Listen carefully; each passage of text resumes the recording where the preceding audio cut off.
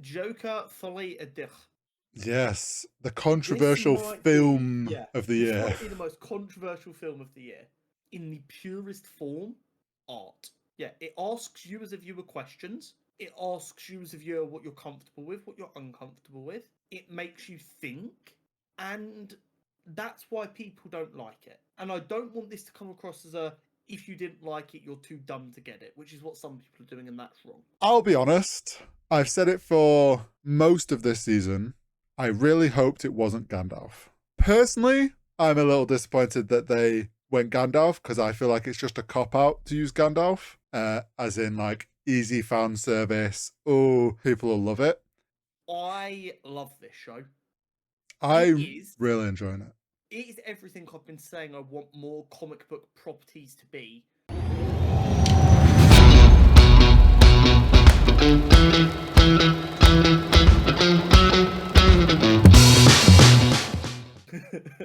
Hello and welcome back to episode 133 of Cutscene Convos. It's been a little while, guys. How are ya?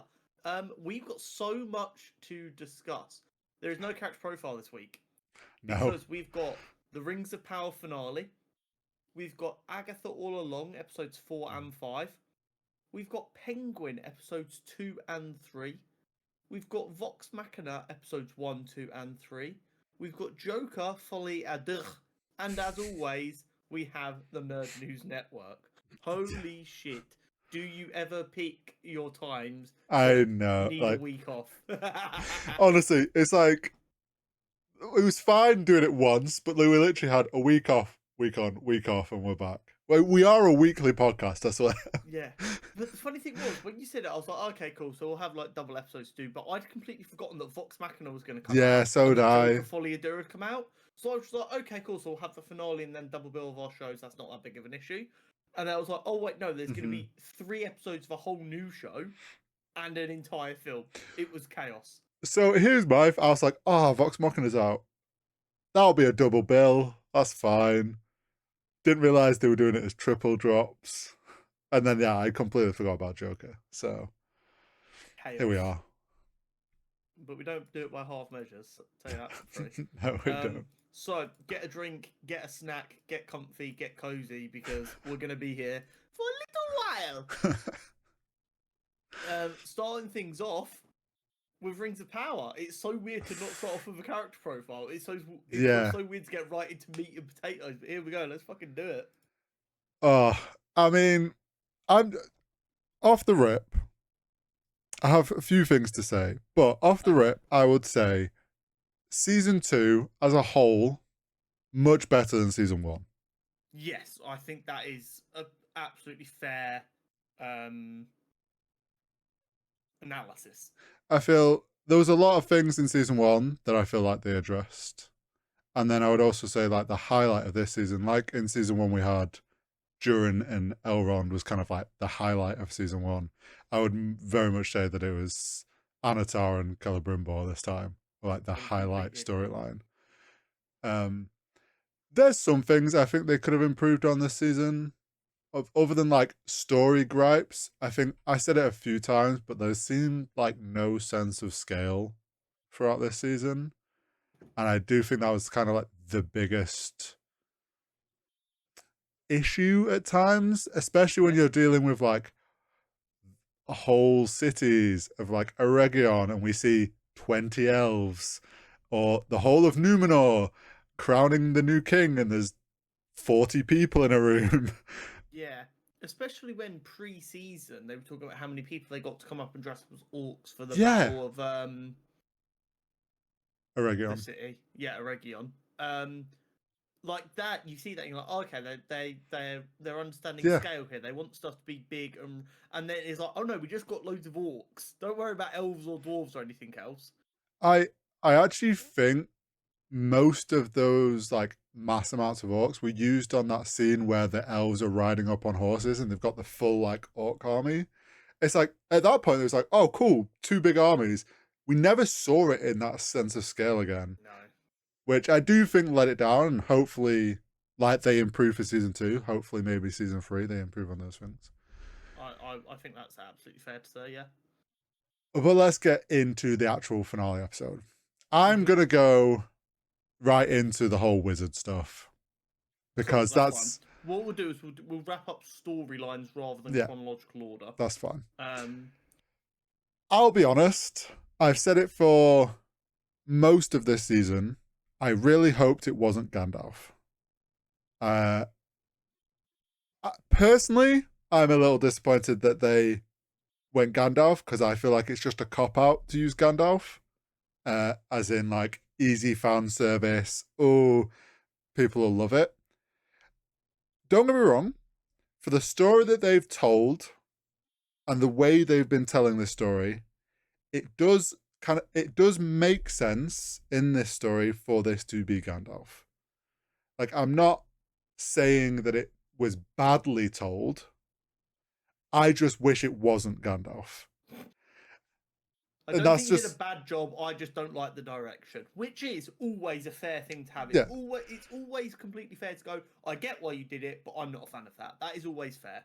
And let me paint the picture, right? As soon as they said Grand Elf, I went, oh, fuck's sake. Like, I genuinely just paused. I paused the episode and went, it's going to be fucking Gandalf. I was sat here, and as they said that as well, I audibly said, empty flat to myself, oh, Horry's going to be pissed. Do you know what's worse, though? I was then like, maybe it's a red herring. The copium instantly set in. I was like, maybe it's a red herring. Maybe they're just doing this because everyone's expecting it to be. And then they kept saying Grand Elf, and I was like, okay, how many times are you going to fucking say it before you just say... What I will say, obviously I don't know too much, but when there's the interaction between the Dark Elf and Gandalf, I really did think the way they were interacting with each other was like, I'm not bad, I just want to stop Sauron. I was like, oh, maybe Horry was right. Maybe it is like the Blue Wizards and their job was to stop Sauron, and then they just went different directions with it. Maybe he's absolutely nailed the call there back in episode 3 or whenever it was. And then they said Grand Elf, and I was like, oh, Horry's going to be very upset. Yeah, so like, there was still the chance that I was like, okay, this could be Blue Wizards. Because he talks about like he persuaded him, and there's all this like discussion of like he's been waiting for him, and then obviously they said Grand Elf. Now I will say, we're gonna obviously have to wait a whole nother fucking season before we find out who the evil wizard is. That seems to be the trend here. Introduce wizard in a season. Surely it's Sauron, next, right? No, I don't want it. Like, I can see why Gandalf was Gandalf. That, like, the story, fundamentally, the story makes sense for him to be Gandalf, and it's not an issue. If they make Sauron, who could it be, though? It could still be a blue wizard, partly because his, like, henchmen guys he'd hired, who he then turned on, all had, like, blue paint on him. So it's like, there's that notion of blue there in his little faction. He did have a cult, like the Blue Wizards had in the original version. My issue is, like, if they make him Saruman, I would actually genuinely be pissed off, because it sets up an issue of Saruman and Gandalf are meant to be like closely on the same side, both there to do the right thing, and then he gets corrupted, and that's why Saruman turns to Sauron. If he's already showing some evil tendencies, like dropping rocks on harmless hobbits and kind of running a cult, it kind of ruins that whole idea that, like, oh my god, he's gone corrupt, he's now on Sauron. Like, you go, oh yeah, well, of course he was evil from the start. Like, it ruins that whole character development into that stage. Yeah. Okay, that makes sense, I guess.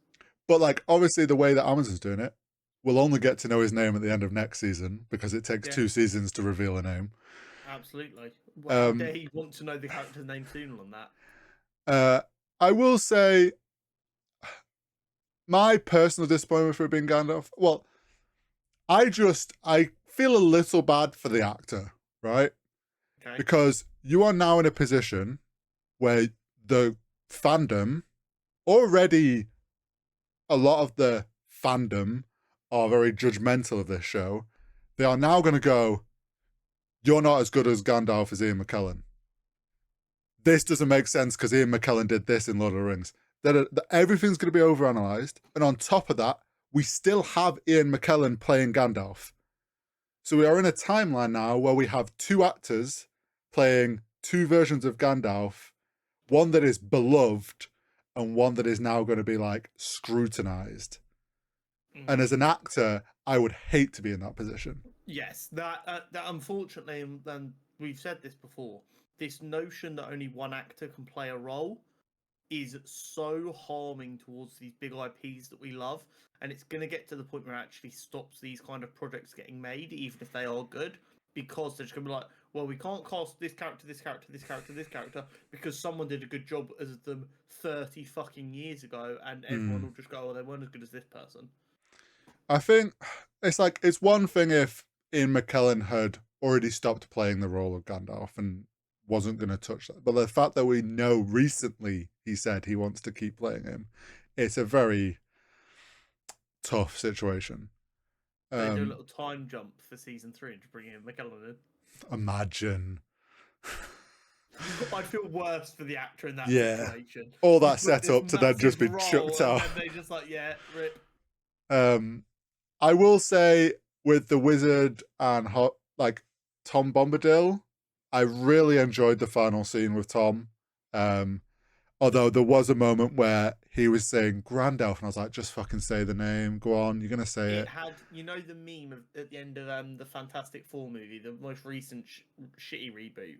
Where Yeah. he's like, we're going to need a team name. Oh, yeah. And he's like, fantastic. He's like, what did you just say? And then it cuts. It literally was that kind of shit. It's like, oh, come on. I was like, just fuck. I was just like, out where this is going. Yeah. I was just like, just fucking say the name already and ruin my day. Comment down below if you were the one imbecile who was genuinely shocked when he said Gandalf. Oh, let me know. Surely not.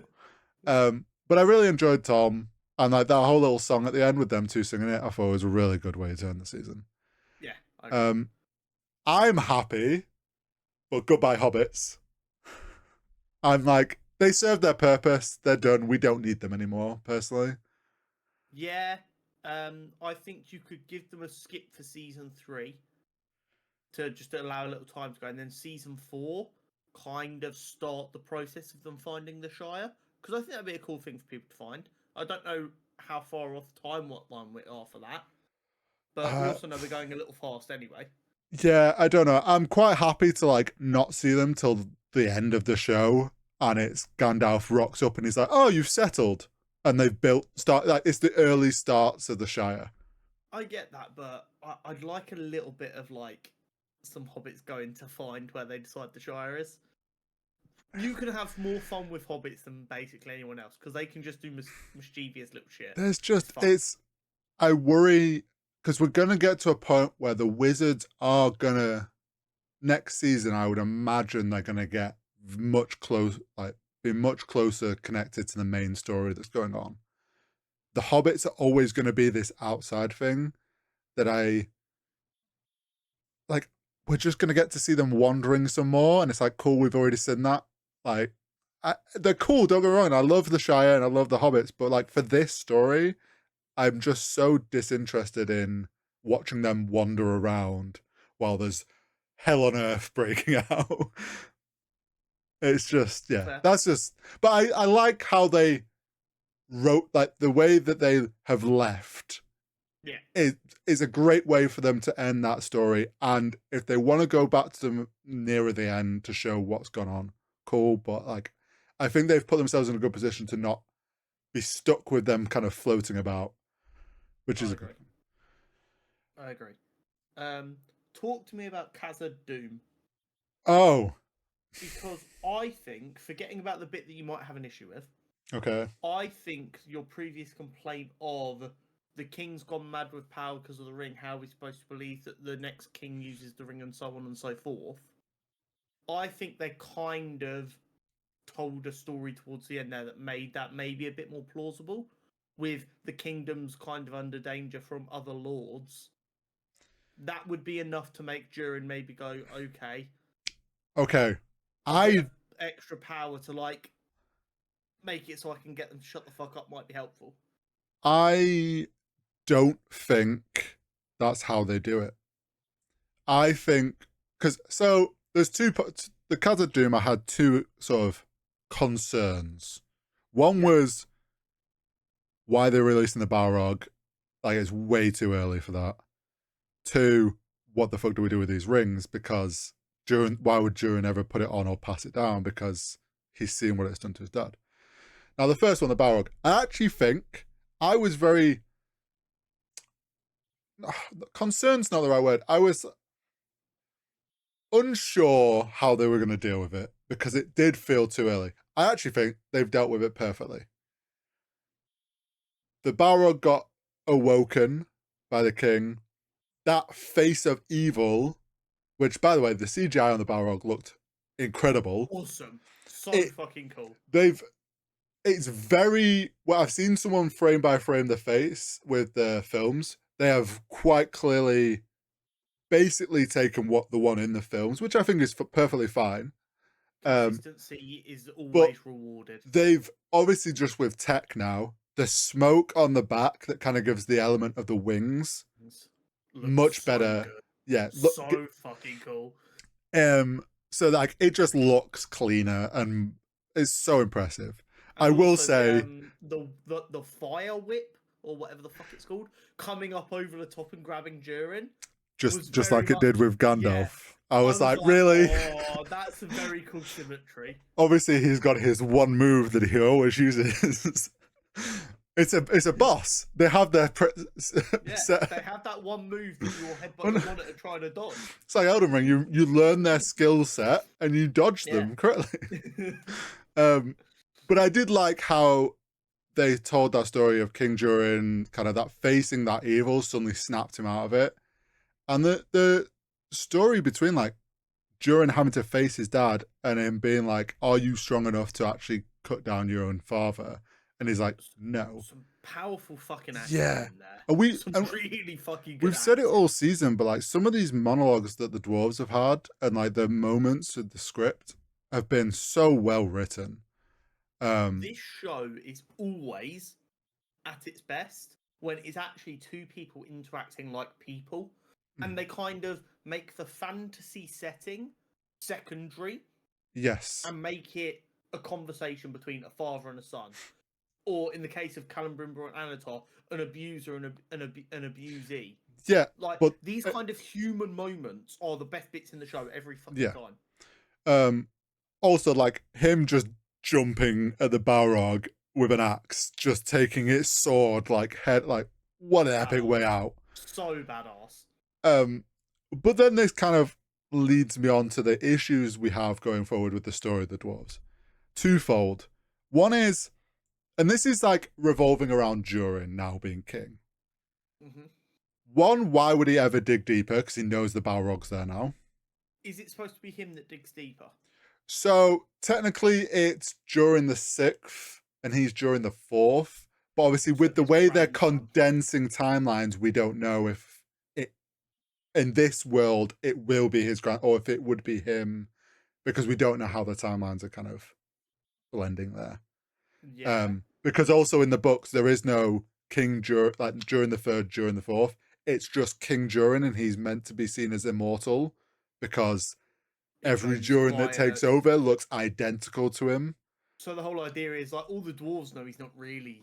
So it's never actually said in the books, from my understanding. It's kind of this like, the myth is that he's immortal. Some people go with the fact that, oh, well, he just always looks the same. So it's no one knows. But besides that, like the Balrog, them knowing the Balrog is there is like a small issue of like, why would that not be passed on for generations to be like, look, this is why we don't dig. The other is the rings. And I've said that previously, like, why would he ever wear the ring knowing what it's just done for his dad? Now it ends, the dwarven story ends with Disa being like, and the other dwarf, the lords have made donations, they want their payout. This is, the two ones that were mentioned were the ones that I thought would be in Khazad-dûm, according to the books, but it seems like they're still over in their mountains, which is fine. It's just where they're just explaining they're not there. I think, and there's also the mention of Durin's brother, who wants to make a claim for power, who we don't really, I think we got mention of him in season 1, like a mention of a brother. I don't know. Now, this is where they could essentially get round these kind of potential issues. If his brother comes in, happens to be called Durin, which would just be funny, takes over, the crown, takes the ring, shoves all those people out, because that's what obviously happens when like new royalty takes over. They want their people around them, not the ex-king. Suddenly that information about the Balrog could be lost.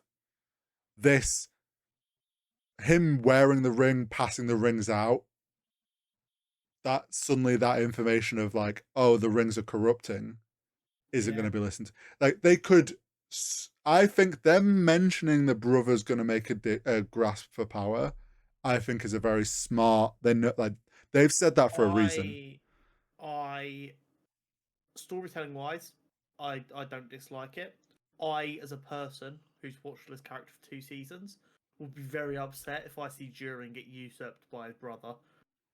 He's also had to watch his father die to try and protect the kingdom. He doesn't want to hurt his dad. He just wants to help his dad see sense. And then his brother comes in, Mr. Big Dick, making the exact same mistakes his father just made, and he can't stop him this time. I would be screaming at my monitor each week. Imagine they also have the brother be the same actor who played King Durin, but they put him in like a younger dwarven setup. So he still looks like, what if they actually do that whole, he looks like, and he's like, what if I'm your dad and I'm your reincarnated dad as your brother. So I don't know. No. But I mean, you could have maybe Durin passes the rings out. Maybe there's, I don't know, some word, somehow there's the idea that I mentioned that maybe if all of them are wearing the rings, the corruption doesn't really work. Like, it's like they need to all be making use of them because they were made together. Yeah, it divides the influence of them a little bit. Maybe that is what happens, and then Durin puts it on and he realizes, oh, we just all need to be wearing these and we are protected from that corruption. And that's makes sense. But overall, like we've said, we both love the dwarves and Khazad-dûm. The one place where they haven't failed with the sense of scale, they seem to have nailed it there. I don't like what it is about them that they've nailed the dwarves. They've struggled with the elves, is what I've noticed in this show. Yeah. But overall, like, that end to that story was actually very well. I very much enjoyed it. Yeah, I think they did a pretty good job of, instead of just kind of avoiding your very real concerns of the story, they've kind of redirected slightly, left themselves in a position where, it's not perfect because they are telling a slightly different version, but they've left themselves kind of on the right path where they can make it closer to what the fans would expect. Yeah, I think the problem we were having was, it's like, myself and fans know the direction of the books and we know where we're going to get to with Lord of the Rings. And it's like, oh, you're deviating away from that, not seeing now there's this maybe different track that they could go on, but still reaches the same place. Exactly. Should we talk about Numenor? Yes. So I'm going to ask off for it. As we've established, I'm watching this as a fan. It's been a long time since I've watched Lord of the Rings films. All this other stuff, blah, blah, blah. The sword is the sword, I think, is the sword. Yes, it is the broken sword, Narsil. Yeah, that is Aragorn, his great-grandson or grandson. The grandfather. Yeah, well, his Aragorn is his grandson. It's the same sword that he ends up with. Cool. Did you notice that almost mirror but slightly different draw of the sword, the same way that Aragorn did it when he got it remade? No, I can't say I did. Someone's put it side by side. I saw the hand on the hilt, and I was like, I'm not sure if you noticed this because you're the kind of person that was was expected to enjoy this scene in the way of going, oh my god, that's the sword. Yeah. But there was a pause when she handed it to him that's kind of supposed to be there for the people who know to nudge each other and go, Yeah. it's the sword. Obviously, I was watching it by myself and I'm like, is it? And then it all goes quiet for like 3 or 4 seconds. I'm like, oh, it probably is then. That's where I'm supposed to lose my shit and start whooping. So I liked, obviously sometimes I'm like they've learnt too much on the films, but actually they're mirroring Aragorn had done it the same way. Makes sense. They are the same bloodline. They are very much similar characteristics of the same people. Yes. But yeah, that sword is given, obviously, Elendil's given to here. I don't actually remember how he gets in the book, if it's handed down through his family or it obviously ends up with him. He then passes it to Isildur, and Isildur's the one that uses it to cut off the one ring off Sauron, which we see at the beginning of the Lord of the Rings when they do the little, and then it sits before catching up. Then it sits broken till it's remade. That is the same sword, and it was very cool to have that finally be like, here it is, it's here. But we've jumped a little bit ahead in like how they've wrapped up Numenor. Well, yeah. So as a result, which is, by the way, so in character in my opinion for Pharazôn in the way he's portrayed in this, to kind of go, she cheated the test, and we are now making you all heretics and making your religion illegal. What I think they've done a very good job of this season is in the political landscape of Numenor. Yes. It's kind of fair the way they've presented it as the people don't trust the Queen. They've gone, fuck you, we want someone else. That is actually completely fair. You should overthrow the people in power if they're not serving you. Correct. Obviously, we as an outside observer know Pharazôn is no better and is a piece of shit. The people don't know that. Yeah. But this is like the first warning sign the people of Numenor should have that he is like dangerous. Is when, based on their own like law, tradition, and religion that, as we've established, isn't that far removed from being very common practice. Yeah. For him to go, oh, it's bullshit, your religion is now illegal. That's got to set off like a fucking red alert. Like, could you imagine if someone, like we were saying last week about, imagine if someone got crucified and then 3 days later woke up, we'd all be going to church on Sunday. And then the day after they go, church is illegal. Yeah. Then the next Sunday, you go back to church again, because you're like, holy shit, Christianity's real. You get the fucking army kicking down the front door going, being Christian is now illegal. Like, that would be insane. Yeah. Genuinely insane. That highlights an issue that I mentioned, I think it was like either the last episode or the one before when this started kicking off. I was like, this is all ramped up very quickly. And again, we've said it many times, the show is condensing things. In the books, my understanding is this is a very slow build-up with Pharazôn making like political moves, building that like, or seeding that tension to then put himself into position, like basically being like, look, the faithful aren't doing anything to help you. And over time, it's like, and then he gets himself into a position of power. And then eventually there's tension and then things come to a clash. This is very much gone, oh, I'm now forced myself into power. There's tension. We're fighting straight away. You're illegal. Maybe the real world has kind of shown to the writers that this stuff could happen very quickly. So, yeah, potentially. I like the fact, I don't know if you picked up on this. So when he gathers the main faithful people, once again, the census scale, about 10 people to represent the whole faith. Like, you're really worried about this religion. There is 6 men in church. He's like, passes him a piece of paper, and then it's like, basically the proof is Halbrand was Sauron. The queen helped Halbrand, therefore she's only succeeded and she's in bed with Sauron, who's this great evil. Which they all know who he is because of Morgoth and all that stuff. Did you realise that he got that information from the faithful orb?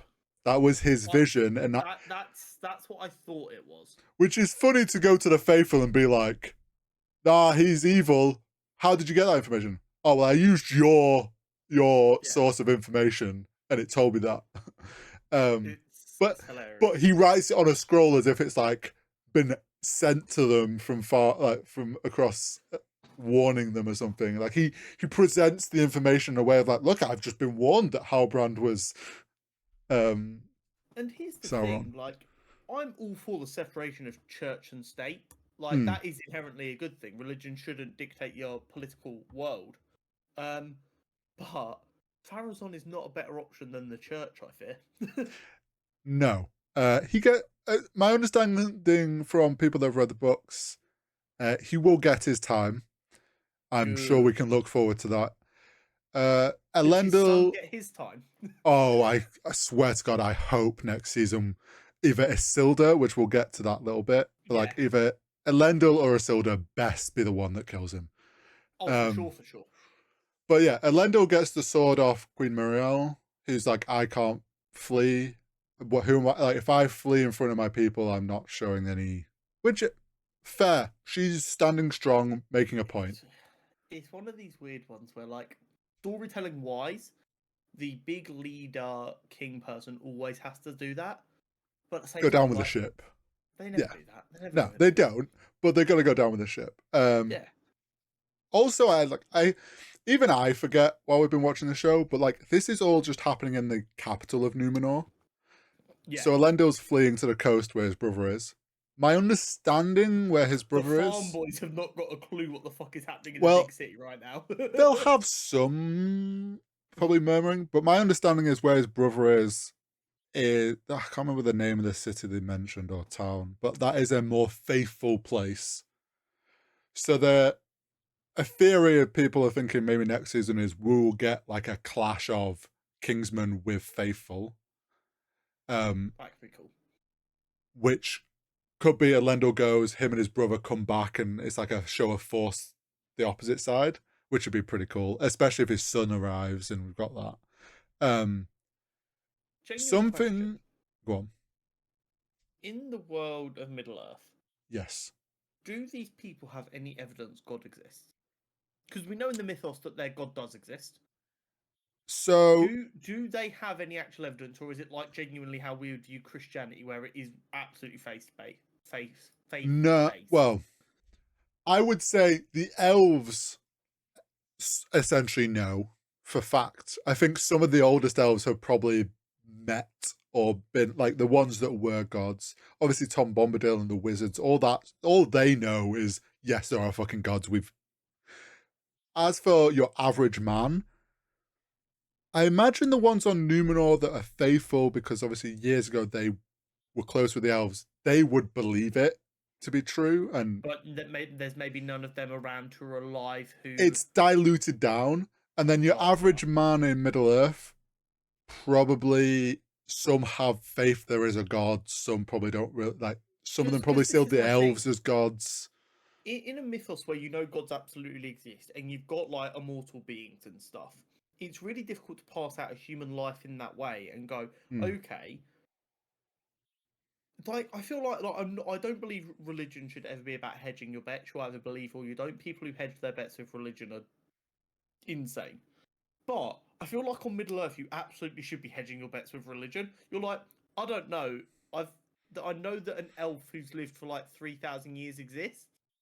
There's a decent chance there's something more powerful than that. Did you like this Sauron dude that we all know for a fact exists and is real? Is like basically a god in his own right. I'm not saying I'd follow the right religion. Well, I would probably accidentally end up being like a Sauron follower.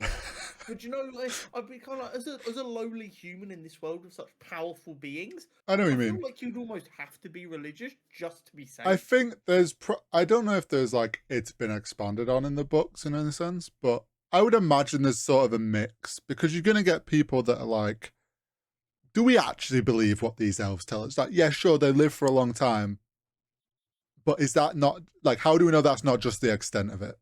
Like, how do we know they go to some mystical land? They go off in a boat, they might just die.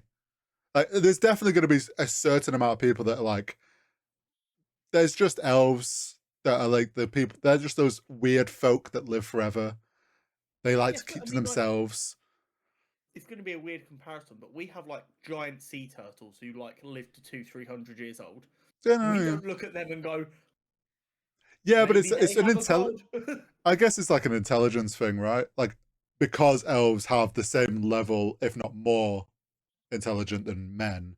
Whereas, yeah, it's one of those where I guess it's like it's hard to ignore it, but there's probably definitely people that do go, not true.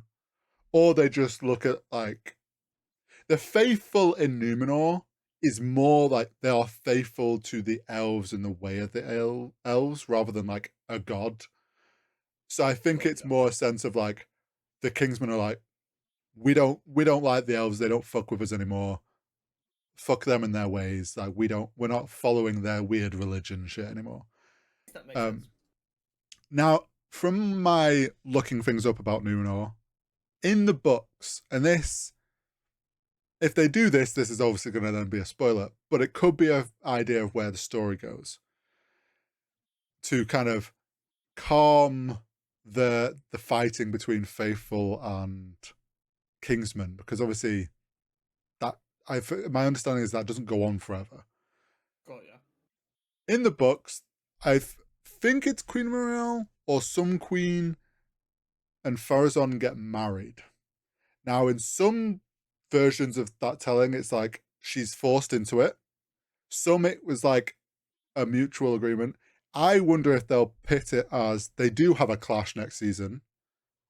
And then as a way to, she presents this idea of we will marry, present a united front as long as you stop trying to kill and get rid of all my faithful people. Yeah, we will have a union that Yeah. unifies Numenorians with you representing the people who believe what you believe. I represent the people I believe. We're a union. I mean, historically, that's the kind of thing that would happen. Yeah. In a fantasy setting, it also makes complete sense. I also could Kinda see like it. them doing that. Then it's like Elendil's like, bitch, you're the woman I loved, and now you've gone and married the enemy. See you later. I'm going to Middle Earth with my son. It's also like the best kind of drama ever.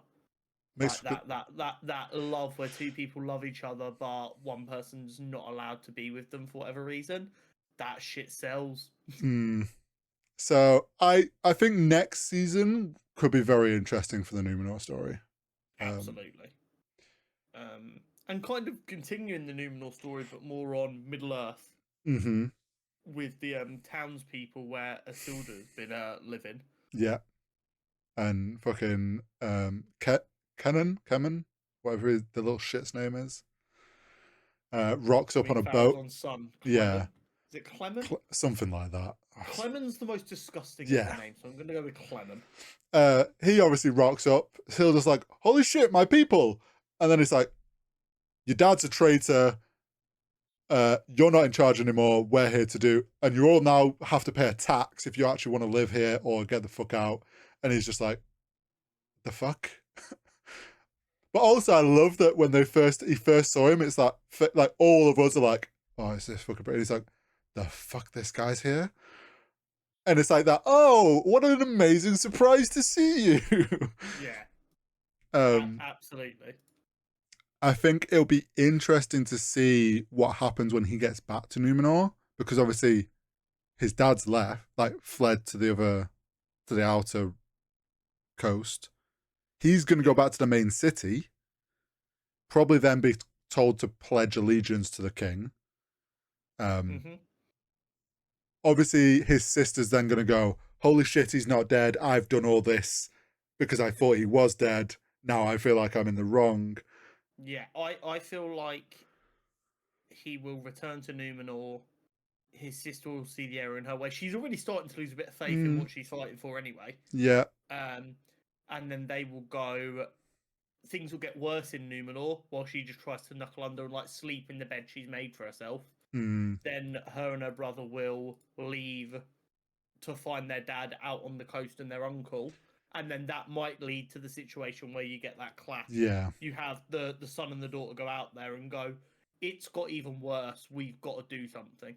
Possibly, yeah. I think there's going to be that family reunion that kind of then like to then lead to them coming to Middle Earth and settling in Middle Earth, which it could be a case of they have the clash, then it's like, oh shit, we should go back and help those townsfolk that are now got Farazan's like boot Garbs pressing on them. everywhere. Yeah. Yeah. So that I think that all together with the Numenor story next season, I think is going to be very compelling. Yes, I agree. Should we get into the main yes. exciting story of this season? Yes, with the fall of a Region. Yes. I mean, Celebrimbor and Anatar / Sauron. There has been some great acting in this show this season. A lot of it has been between these two characters. You know how I felt about the way they've portrayed like this abusive relationship between the two of them. Celebrimbor's kind of dying monologue to Anatar, Sauron, whatever, about how you're gonna fucking lose, and kind of angrily prophesizing. Obviously, writing a prophecy about something that's already happened is quite easy, but to make it fit in the context of the world and everything, I think that is some of the best writing and acting we've seen in this show. Because you see, it almost shakes him to his core a little bit as well. And some of like, I kind of see what you're talking about. And talking about like how he already is okay. Like he's like, it's fine, I'm dying because my soul's going to blow to the east to a place where you can never reach. All very Tolkien-esque writing, I would say. Yeah. It'd be wild if I told you that none of that is straight from the book. Really? Yeah, they nailed. Apparently, there might be little bits, but like my understanding is that was all like fresh written for this, which they nailed. Like that with the. This is the first time where I feel like the elves have finally spoken in that Tolkien-esque. But yeah, that monologue. Also, so I knew kind of how his story ends with Anatar, like what his was going to become of him. It's a lot more brutal and savage in the books. Oh, is it? Yes, but they very creatively nodded to those things.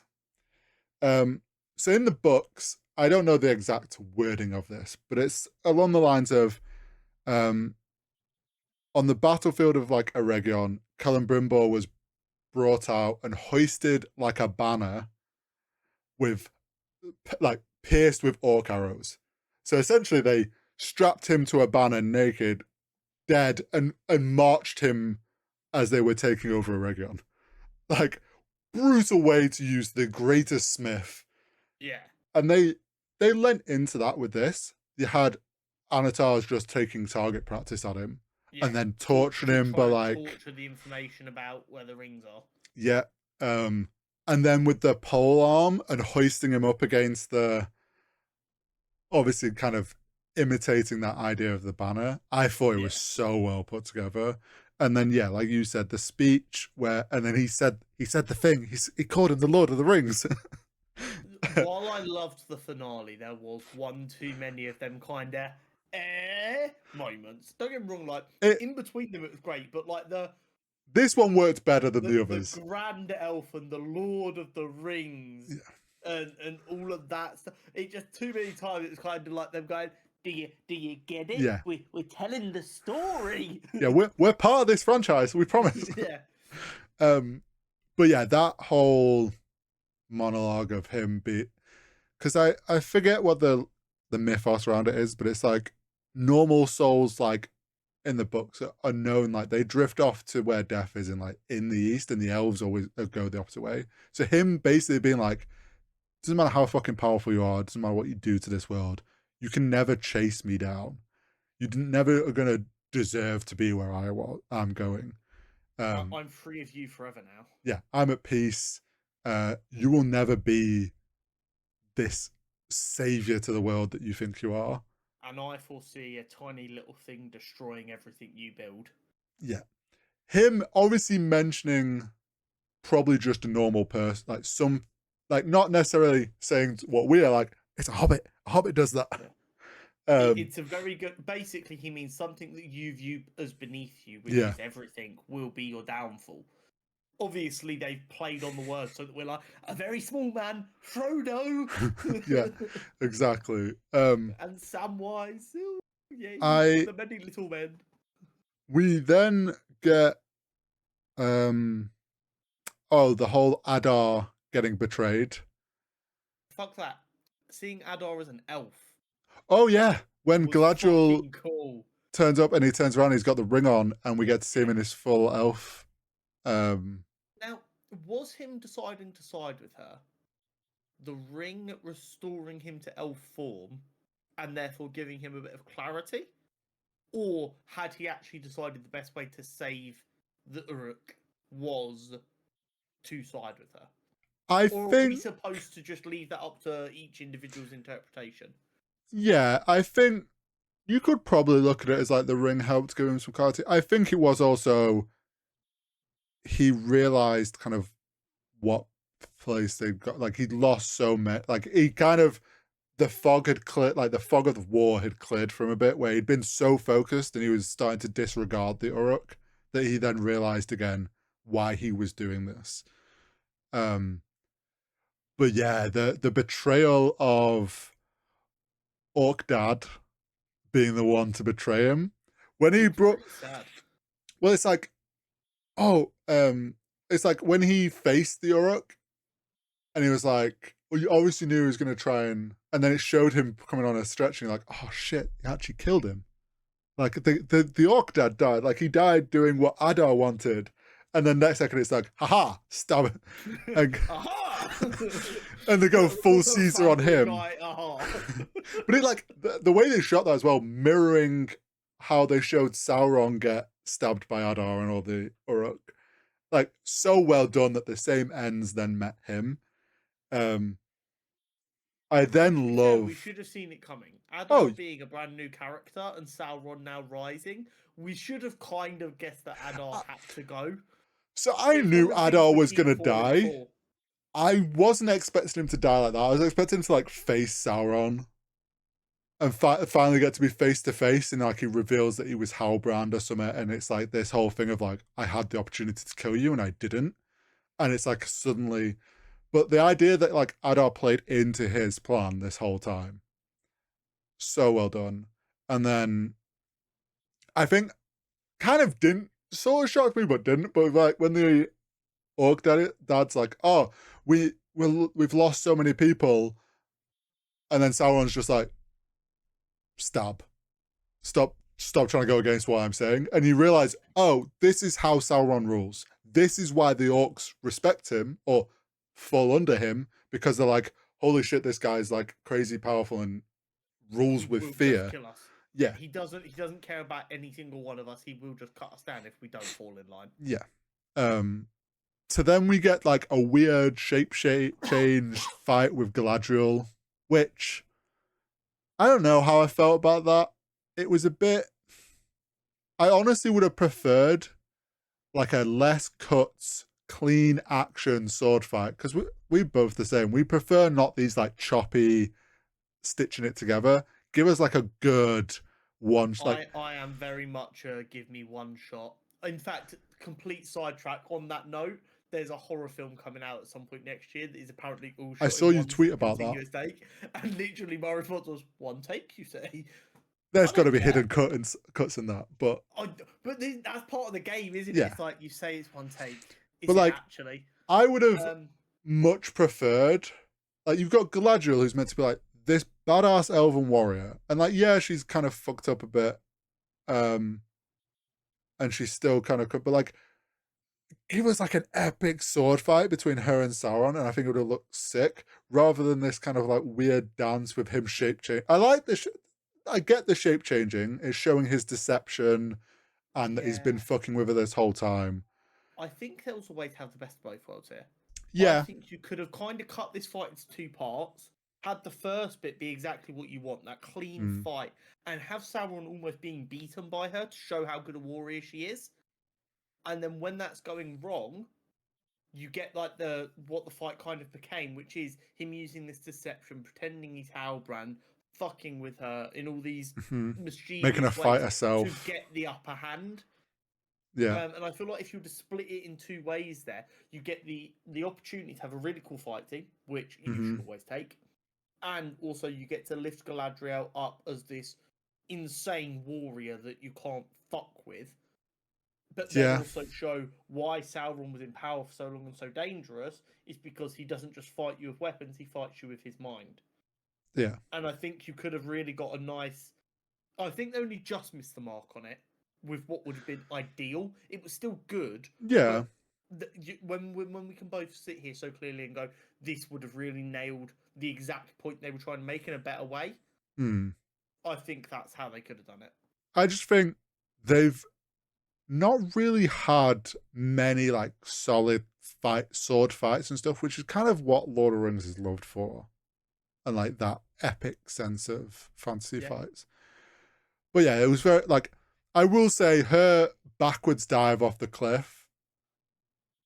If I'm Sauron, he had plenty of time to just grab her. It was a bit like, I would have much preferred her to have like, I don't know, kicked him away a bit and then just gone and full dived off.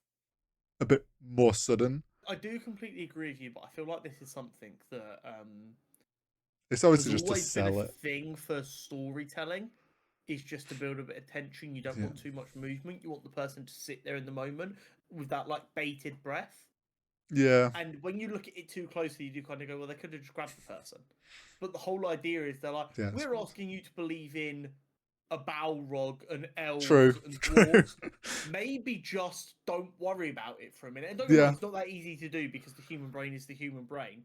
But I feel like in the time of the internet as well, when you've got more people pointing them things out, you notice them more as well, instead of allowing yourself to go, what's she going to do? And not even realising that Sauron absolutely could have just grabbed her and gone, give me the fucking ring. Because like, why he had so much power that she was kind of like stun locked. Why is he asking her to hand over the ring? Just fucking take it. Yeah. But that's not as dramatic or as powerful or as poignant, and it doesn't allow her to go. Yeah. No, it's like, no, fuck you. Like, there's an implied contract when you agree to watch something so out there of, I'm going to accept that elves and dwarves exist as long as you don't do something so ridiculous that I'm like, what the fuck are we doing here? I get you. So yeah, it's a him. But yeah, so I mean, Sauron got the rings as he wanted. We're probably going to see him distribute them. I'm excited for that. I want like a one episode where we just follow him for the whole episode and watch him like manipulate his way to the 9 different people he gives the rings to. Well, this is the thing. He's gonna select them in positions of power and stuff. I wonder if one gets given to Kenan, whatever the fucking son's called. Clement. What if he gets one? Because we know what happens to the ones that have the rings. They become their ring wraiths. So it's like great end for him to then get manipulated by. So each episode's been 8 episodes so far. Yeah. We got 9 rings turned out. So they either do a really cool thing and give us one episode which is just Sauron going around infiltrating and handing out the rings, or each episode he hands out some rings. Yeah. And you have that be like Sauron's storyline for the entire thing is him traveling, infiltrating, give a ring, move on to the next place. I get you, yeah. What I don't want is him to do random shit for 6 episodes and then 2 episodes just start throwing rings at people. At the end, yeah.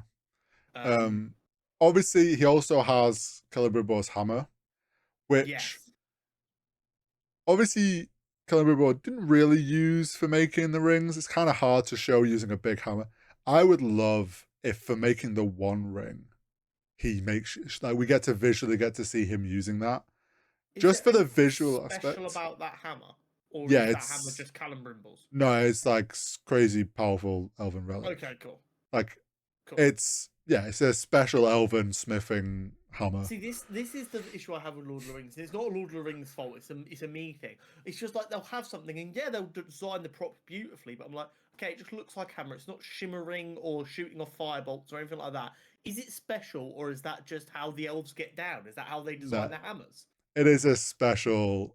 I think it was Celebrimbor's dad's, if I remember right. Yeah, I believe he said to me before. But like, everyone has family heirlooms. Doesn't mean they're magical. True. But I'd love if we get a shot next season of like Sauron in Mount Doom, using the fires of Mount Doom with like an anvil on a rock, and he's just there, just smacking it and making a ring.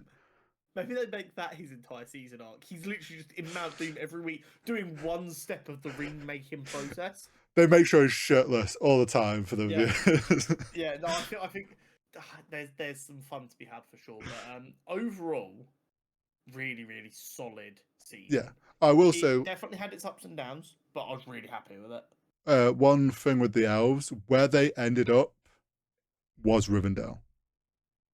Okay, cool. That valley. It felt very familiar, and they also changed like the lighting, colouring, whatever you want. It's all bright to make it a bit brighter and more full of colour. Yeah. I was like, this feels like them Rivendell. Yeah, and them also that was saying the most subtle. Do you know what we're doing here? Obviously, I know that like Elrond fled there after the fall of Region and set up and then mentioning that this place is protected by the rings. Rivendell was, and so was the one down where the boats are. I'm forgetting the name of that now. Linden. So yeah, I was like, oh, this is Rivendell. Like, they've set that up nicely. But yeah, overall, I did love I loved this season a lot. And while I had my gripes, I do think it was a huge step in the right direction from season 1. And hopefully season 3 is that again. I agree. I completely agree. Let's get on to some witchy goodness. Yes. Agatha All Along. We said, like, it's weird because we're like over halfway through the season now, but it's only the second time we've got to discuss the show. Yeah. It's a bit weird. I love this show. I'm really enjoying it. It is everything I've been saying I want more comic book properties to be. They don't need comic books aren't a genre. Yeah. Can we stop acting like comic books are a genre? They're not. It's a style of media that has its own subgenres. You've got horror comic books, you've got sci-fi comic books, you've got fantasy comic books. And this seems to have really nailed that. Yeah, they're comic book characters, it's all comic book IP. But the genre is witchcraft and trickery and it's fucking paying dividends. I'm loving it. It's so much fun. I love that Marvel has sort of found this unique way of showing magic, and that is through visual style. And none of us are questioning it, because it's like they walk into a house, completely different vibe, different style of outfits, like it's a different era, and we're like, yeah, it's just magic. And then they leave the house, trial or whatever, and they're back to the normal outfits. And it's like, this makes sense. And we got that in Wanda, also about magic. And I'm so okay if this is how Marvel deals with like magic. Is like, oh, we're just gonna have fun creatively because that's a fun way to show it. The beauty of magic is it's magical. Yeah. It doesn't really need to follow any rules, because guess what? If you understood the rules of magic, you wouldn't view it as magic, you'd view it as science. It's like always been the idea. So them being witches who understand it is magic, yeah, they understand how to manipulate it slightly, but they know they don't own it. So it's kind of like they just kind of roll with the punches. And because all of the characters collectively roll with the punches because they know magic's a bit wacky, you as a viewer don't question it. Yeah. You're like, the people who know about magic aren't worried. I'm not worried.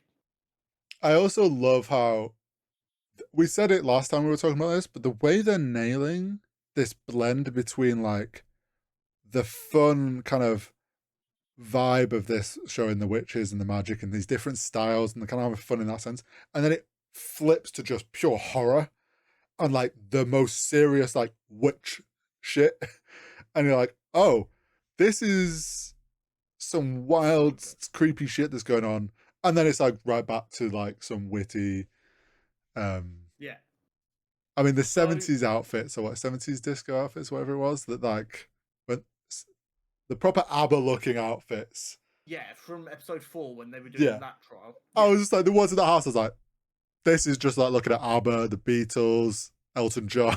It's all of that just like blended. I'm enjoying that the trials are designed around characters. I think that's brilliant. Obviously, we ended episode 3 with Mrs. Hart dying after the first trial. Oh, yeah.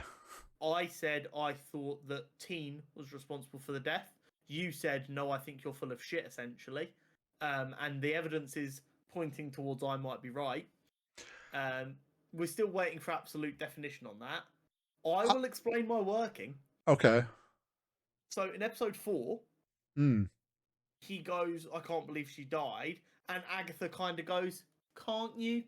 As if to go that she, like, Agatha thinks he was up to something and he wasn't squeaky clean in what occurred. Which on its own you can just brush past. Yeah. But then when you view the fact that they came back with Aubrey Plaza's character, they like summoned her. The Funko Pops from the show have led us to believe that she is playing Lady Death. Oh. Agatha wouldn't have wanted Lady Death there. Interesting. Yes. And then obviously we won't. I mean, we can spoil it straight off. The reveal at the end of episode 5 that he is in fact Wiccan. Okay, I presumed by the headgear and like the blue, yeah, and obviously it not being Agatha's son, and that being pretty clear that that is the case. I was like, surely this is Wiccan then, and this is Scarlet Witches. And him just not giving a fuck about killing the other 3.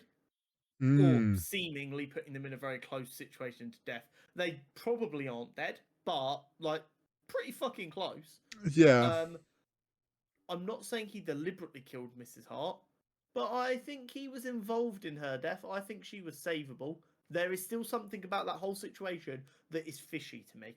He's involved in her death, or he could have saved her and chose not to. I'm trying to remember, because obviously they made a good point that she drank 2 doses of wine. Yes. I'm trying to remember if like he had some part in passing her the glass or something, so she drank more wine. I can't remember. The big red flag to me was, and I'm just thinking about this as like the way I've always watched media, is I notice things that seem off.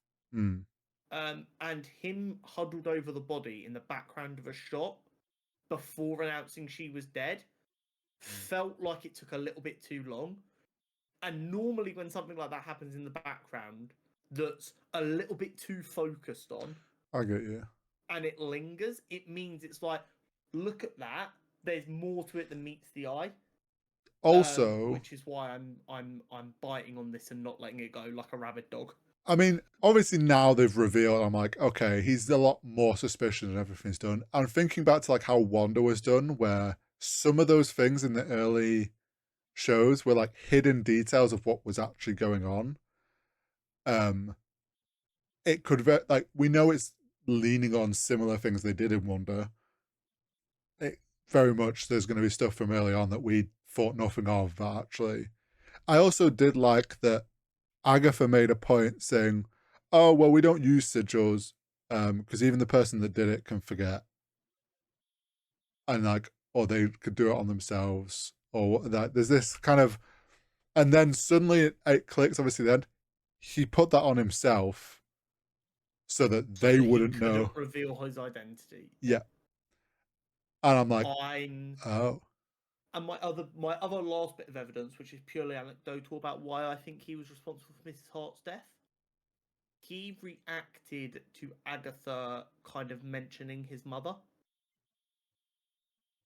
Mrs. Hart kind of badmouthed Agatha a couple of times, rightfully so. She did imprison the entire town, but there was a couple of times that it kind of got mentioned, and she got a bit touchy about it.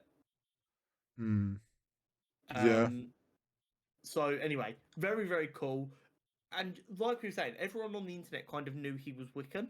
Yeah. But today, I saw a lot of people going, even though we knew before the show, they did a very good job of making it still a surprise when the reveal happened. Well, I think it was like last time we were talking, like there's a couple of directions he could have actually been, and they were quite clearly leaving it very open and kind of misdirecting a bit to then in a really sudden, like pretty aggressive reveal, which I do think helped sell it a lot as well. Like it wasn't a case of like us kind of realizing that it was Wiccan. It was like suddenly everything's changed tone and it's like, oh shit, this is all been a ruse. Yeah, for real. But yeah, the vibes were immaculate. The trial in episode 2 was really cool. In episode 4? Yeah, sorry. The second trial was really cool. Bringing Aubrey Plaza into the Coven and down Witch's Road to get her more involved. very cool. This kind of back and forth game that Agatha and Aubrey's characters are playing, alongside the whole group, and like the you've got layers of trust here. Yeah. Agatha doesn't really trust anyone. No one really trusts Agatha. The other witches and Wiccan can't trust Aubrey and Agatha because there's something going on there, but they don't know what it is. You've got the witches that were kind of brought into the coven, don't trust anyone, but they kind of trust each other a little bit because they have to, because otherwise they're fucked. Everyone kind of blindly trusts Teen and assumes that he's pure and innocent with the way they talk. He's just a teenager. Yeah. So, like, oh, make sure you're careful about Agatha, and like the protective witch trying to protect him and stuff like that. It's beautiful because a lot of the episode they are just kind of cutting about like a family, like they all love each other and they're best friends in the world. And then, like I say, it kind of just turns on a dime, and all of a sudden they're like, okay, so are we killing Agatha now? Which is basically what happened in episode 5. Yeah. It's okay, Agatha, we'll get you through this trial. It's like, oh, we need to punish Agatha. Sure, no problem. Here we go. Yeah. It was just like, oh. Drink that bitch. Oh yeah, honest, the trials have been really fun. And like you said earlier, like the fact that it's focused on a character is such a great way to kind of sell this. Each one being a different house, different vibe. It's such a smart, creative way to do this. And then the in-between bits, like having the creepy ones reappear, the 7 or whatever it is. The Salem 7. Yeah. And then the broomstick thing, I loved the whole thing of like, wait, so why don't you guys use broomsticks? Oh, because it's become a mainstream thing now to just be commercialized. Yeah, and also it's been stolen by white girls for Halloween, so we just can't. And then also, it's kind of just a symbol of domesticated women that we. It's like this is not wrong, but and also that writing pisses off the kind of people I like to see pissed off. So like, I'm just kind of. I also going on the Wiccan, knowing like being more obviously in control of the situation, them being like, oh, it's fine, just try to keep up. And he perfectly is flying a broom. But no one questions that. Also, on the Aubrey thing, I loved when they were all, the Witch's Road was forcing them to come back down. They're all screaming, and she does the most witch cackle ever. Like, purely embodying that character. Surprised if that was literally like an OG like 1960s witch cackle they put over the top of that. It sounded like her actual voice. I reckon it been a really good one, but it was such a good like that I genuinely wouldn't be surprised if they've just overlaid like one they have in the archives. I would more believe that it's like a case of they were all meant to scream, and she decided, I'm going to do like the most perfect witch cackle. So good. It was such a good witch cackle. I completely agree. Now, one thing that is worth talking about in episode 5 especially, when I forget the protective witch's name dies, did you notice that Agatha absolutely did deliberately steal her power? Oh, yeah. Yeah. It did happen quite quickly, but the ghost clearly leaves her body. Yeah. And then she ramps up before trying to take the power, which is then even more confirmed when she's outside and she's like playing with her fire. Yeah. Before the others come out and call her out on her shit. Oh yeah, like Agatha is also playing them all. Her hope is she doesn't give a shit what the Witch's Road gives her. I reckon the fact that she mentioned she left with one last time is she probably did the same thing, stole the power of all the other ones and left with one of them because you need 2 to leave. She was probably going to do this. That's her plan all along. Yeah. Isn't anything to do with what to leave with Teen. Yeah, it's like she knows she's going to get put through trials, which is going to put her in a situation to get power off of them, and that's how the road's going to help her. The road's not actually going to do anything for her. So yeah.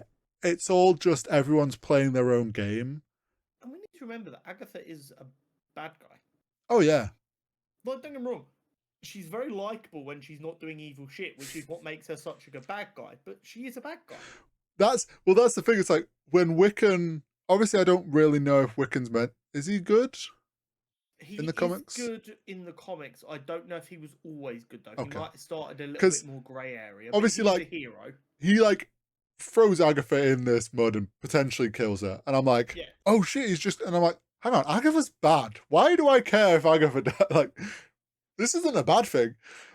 For a show that no one asked for, Yeah. the numbers for it are also very good. Oh, fair. I haven't looked at the Its numbers. first episode did like 10 million in a week. Nice. So for a show that no one asked for and no one's gonna watch, Disney are pretty fucking happy. One thing I've seen a lot of people say on Twitter, which I hadn't considered, but they are also completely right about, it's also the first Marvel Disney Plus show that is written and shot like a TV show, not like a film Oh, cut into since the 8 changes. episodes. Yeah. Yeah, because each It trial is being done as an episode. Yes, the episode is ending on a cliffhanger because Yeah. if it was shot like a film and then just cut up, that kind of cliffhanger ending would make no sense. Yeah. But this is like, do you know what's funny though? episode setting up, trial. That's back Like, what they did with Wanda was like it was a different style each episode, and they were doing it like it's almost like they've gone back through their shows and like we kicked things off with Wanda and it was a hit and everyone loved it. And now people aren't liking our shows. How have we strayed away? yeah. They've looked at that, gone, Make TV shows. and they've gone back. And it helps that obviously this is in the same sphere as Wanda, so they can kind of keep that style and lean on those things that they know people enjoyed. Yeah. But I'm all for it. The question is, when we get Vision Quest, because he is technically also from this sphere, do we also get a vision that each episode is a different robot style? Vision is like a iRobot, and then is a I'm loving the show. Yeah, same. You are right. They've got back to that kind of more episodic formula of TV that we saw in WandaVision. I need them to stick the landing, which they kind of, in my opinion, failed to do at WandaVision. I need them to keep going. It's great. I'm having a lot of fun. I'm curious where it goes. The most popular theory that I'm seeing and that I agree with is that Billy's goal is at the end of Witch's Road to ask for his mum back, and that's how we get Wanda back. Ooh. After the Wiccan reveal, I was like, okay, maybe my theory that Wanda does show up in this, or shown that she's alive, somehow does happen. It could be a case, I hadn't thought of like him using the Witch's Road for that. But what if it is she's trapped somewhere and he finds out? It's more just he asks where she is and he gets to know, and then that's what he's going to go and try and do. The only thing I don't want this show to do is kind of redeem Agatha. I don't want her to become a hero off the back of this. Marvel's biggest issue since the dawn of it has been it doesn't have recurring villains. The only villains who've recurred have been Loki and Thanos, technically. Loki ended up being a hero by the end, which is fine. That did make sense for his arc. Yeah. Thanos is dead. Yeah. Everyone else is dead or becomes a good guy. There is no in between. It's a comic book universe that relies on recurring villains. Do you know what I actually think would be a really good way for them to end this? Is like Wiccan gets to ask the question of where's his mum, or get his mum back, and it shows like some teaser of she's alive, and then it does like a post-credit scene right at the end where we see like say he's left Agatha in the mud. Suddenly it's just her crawling out of the mud, like just a hand to show she's still alive. Yeah. And because she was left in such a way that Wiccan had tried, or someone had tried to kill her, she's obviously then still going to want revenge and still be evil. I think there's a good way that if they leave her and show that she's alive when we all think she's dead, everyone will go, oh, she's going to come back for revenge. Yeah, I mean, the problem is we've still got 4 episodes, so I just don't think they leave her in the mud of her own show for 4 episodes. No, I don't think so. But I do think something at the end is going to make us think she's dead. Or she gets left on the Witch's Road or something, and the whole thing is she's got to try and figure out how to get out. Because you need 2 Maybe there's 3 of them left and they ditch her or something like that. Maybe leave her stranded on the richest Yeah. road. Would make sense. But yeah, very much enjoying the show. I look forward to tomorrow. Absolutely. Penguin, episodes 2 and 3. I love this show. Okay. For a number of reasons. And I think my favourite reason is probably shouldn't be my favourite reason, but I don't know why it endears the show to me very, very near and dear to my heart. I love it so much. And I finally was able to put this into words when I was watching episode 3 with Jenna. Okay. Oz is a bad guy, but he's not an evil guy.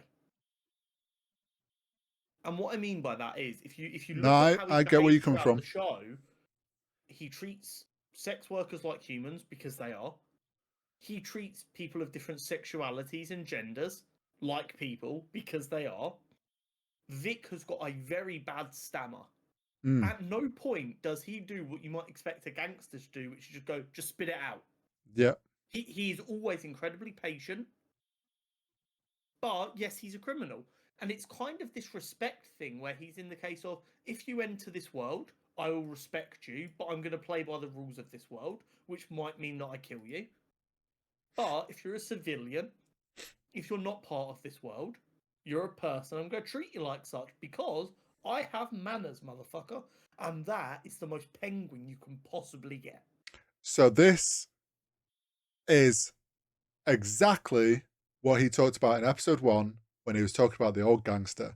And I said after that, I was like, that's showing us where his moral compass is. Yeah. And like you say, as the episode's gone on, and I think especially in, I think it's episode 3, when the waiter finishes his sentence and he tells the waiter, don't do that, let him speak. Because he knows, well, one, it's a respect thing, but also I think like he knows to just let him get it out. It's better for him than cutting people off. No, this is a really expensive place. This kid is important. He fucking matters because I say he do. So you're going to stand there and you're going to respect him and you're going to wait. Yeah. And it's a very good thing. It is incredibly rude to just, especially someone with a stammer, just to cut them off and finish their sentence for them. It's like, no, they're trying. Have some fucking patience to be a person. And that's all Oz is like. It's like, no, have some fucking respect. And he uses a bit of his gangster and a bit of his fear to get it done. But it's beautiful because it is, he's a criminal, cool. Being a criminal is wrong, but he's not evil. Yeah, he shows his. Yeah, anyway, they might make him more evil. But we get flashes of his like evil gangster side, but then he goes back to being that. No, sort of thinks he's smarter than everyone. So like he said, he flies under the radar, makes himself look smaller. Like he goes back into that, and like you say, it all comes back to he is just being. He respects the people around him and under him. And if they're not part of his world, he gives them respect because he wants to be that gangster he told the story of where the town would give him a funeral if he died. Yeah. Even if on their little to their knowledge is he's beating someone to death with like a phone or something or shoving a phone down some guy's throat. Like they've done a very good job of episode 1. They told us that story. And throughout the episodes, they're showing us that is the morality that he wants to follow. We also see that at the end of episode 3 when Vic's like, I want to go. Yeah. He's like, okay, fucking go there. He's like, I can't. And he's like, I'm not holding you fucking prisoner. What, you think I'm holding you prisoner? I don't even fuck. Go off. What the fuck were you before me? And that, again, it shows that flip side of, Oz isn't an evil person, but he's deeply insecure about how people treat him. He's so used to people ditching him and using him, and he's just like, he doesn't want to. Great flaw. I mean, that's what put him in this shit show to begin with. Yeah. Because Carmine's son was talking shit to him, and he just lost it and shot him at the blink of an eye. Yeah. Which is like, it's his fatal flaw. Is he's so insecure that he will lash out. Yeah. I knew. So all of like episode 3, I was just like. Victor's doing the thing that always happens in any gangster film or gangster show. the new kid has a girlfriend who's a distraction, and either she ends up dying or he puts him in a dodgy situation. I was like, he's doing it. Just stop texting the girl, pick a life. You're going to get yourself in shit. And it almost does. And then it's like, I'm incredibly glad they went for he just didn't get on the bus. oh, I knew that's where I was going. If they would have fridged her, so I would have knew been livid. As soon as he said, buy me a ticket, I was like, he's never getting there for that ticket. I was like, either he chooses not to go, or he essentially gets tied up doing something that makes him, misses it, which is essentially what happened. He was doing the job, and then it's like, he hadn't had that confrontation. He made it there in time. He then decided not to get on. Well, yeah, he made it there. Also, can I point out that she knows he works for a bougie guy, and there's a purple Maserati pulls up at the bus station. You're gonna know that's him. Like, suspension of disbelief. I know. But like, I was just like, if that was me, I'd be like, oh, a purple Maserati. I also loved when he got grabbed by the cop, and the cop was like, "What are you doing with all this money?" And he's like, "I have no money." And I love again how that then becomes like the story they're telling over dinner. And Penguin fucking loves it. He's like, that's the cost of it. Because he's like, he doesn't view it as he's forcing this kid into a life of crime. He views it as I'm giving this kid an opportunity. Because in his head, if the kid goes, I don't want to do this anymore, I'm leaving, he's not going to fucking stop the kid. Yeah. But he views this kid as like I don't know, like if you got into the same business as your father and you're joking about like something that both you have to deal with every day. Yeah. And he's viewing it that way. It's a father-son dynamic. Yeah, it is. And he's like, he sees it as like, oh, I definitely was in that situation when I was younger. He just now has a better understanding with certain cops that like he didn't have to give up money for it. And he's like, he's probably seeing like, oh yeah, I went through that. He'll learn. But smart kid to be quick on his feet and give that answer, knowing that Gotham is corrupt and that cop will just go, oh yeah, what money? Yeah. It gave me very much Skyrim vibes though, of like, who goes there? And then there's like nobody. Do you know what really cracked me up about that though? $1,000 a week. It's 52 grand a year. That's a decent amount of money. Yeah. We're forgetting something very important though. Go on. Gotham is fucked at the minute. Yeah. Because of the flood. I want to know what the buying power of $1,000 is right now. That's probably like buying power in Gotham right now. Probably worth 2 or 3 times that. Well, let's be honest. Probably not anybody paying rent in Gotham. Yeah. Do you know what so, I mean? Like, that amount of money is probably like actually worth a fuck ton at the minute. Well, we get spoofed at the start of. I'm completely forgetting like episode 2. Oh, the funeral was episode 2, and the whole setup and all that. But we're talking about the most recent one. But episode 3 opening with the flashback for Vic really threw me at first. Yes. Because there was this girl, and I was like, oh, this is who was trying to contact him. He's finally showing us like, oh, this is what he's been up to on the off time. Then it's like, oh, family. It was only sort of like, they're on the roof, and I'm just like, seems very, everything seems fine sort of vibe. And then next second, it's like the fireworks and the explosions. I'm like, oh, wait, this is at the end of the... This is the night of the flood.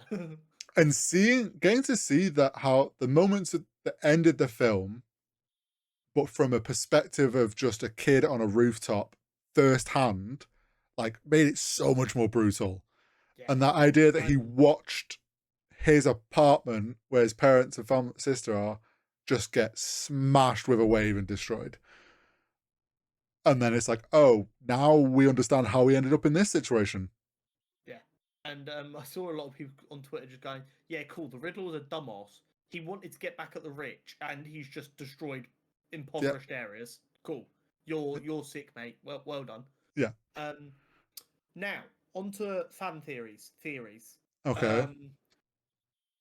The drug that they are selling to the triads. Oh, yeah. That she was being given in Arkham. Yes. Who gives out drugs at hospitals? Maybe a psychiatrist? Yeah. Do we know of any Batman adjacent psychiatrists that give out psychedelics? Another Victor. No. You're thinking of the wrong doctor. Scarecrow. Dr. Crane. Was he a doctor? He's a psychologist. Oh. A psychiatrist. I don't know why I had in my head he was like wasn't associated with like Arkham in that sense. No. I mean, I don't know if he's always associated with Arkham, but he is a psychiatrist. Bearing in mind the way they're telling stories, bearing in mind we've been told that this show leads into Batman 2, and bearing in mind Scarecrow has been heavily rumoured for Batman 2, this drug being a dumbed down version of fear toxin or a component to the fear toxin. Well, yeah, especially when we saw Victor having the bad trip, which made him terrified. PTSD. There's thought then moving. On psychiatrist in episode 2, we see Sophia Falcone at her psychiatrist or therapist session.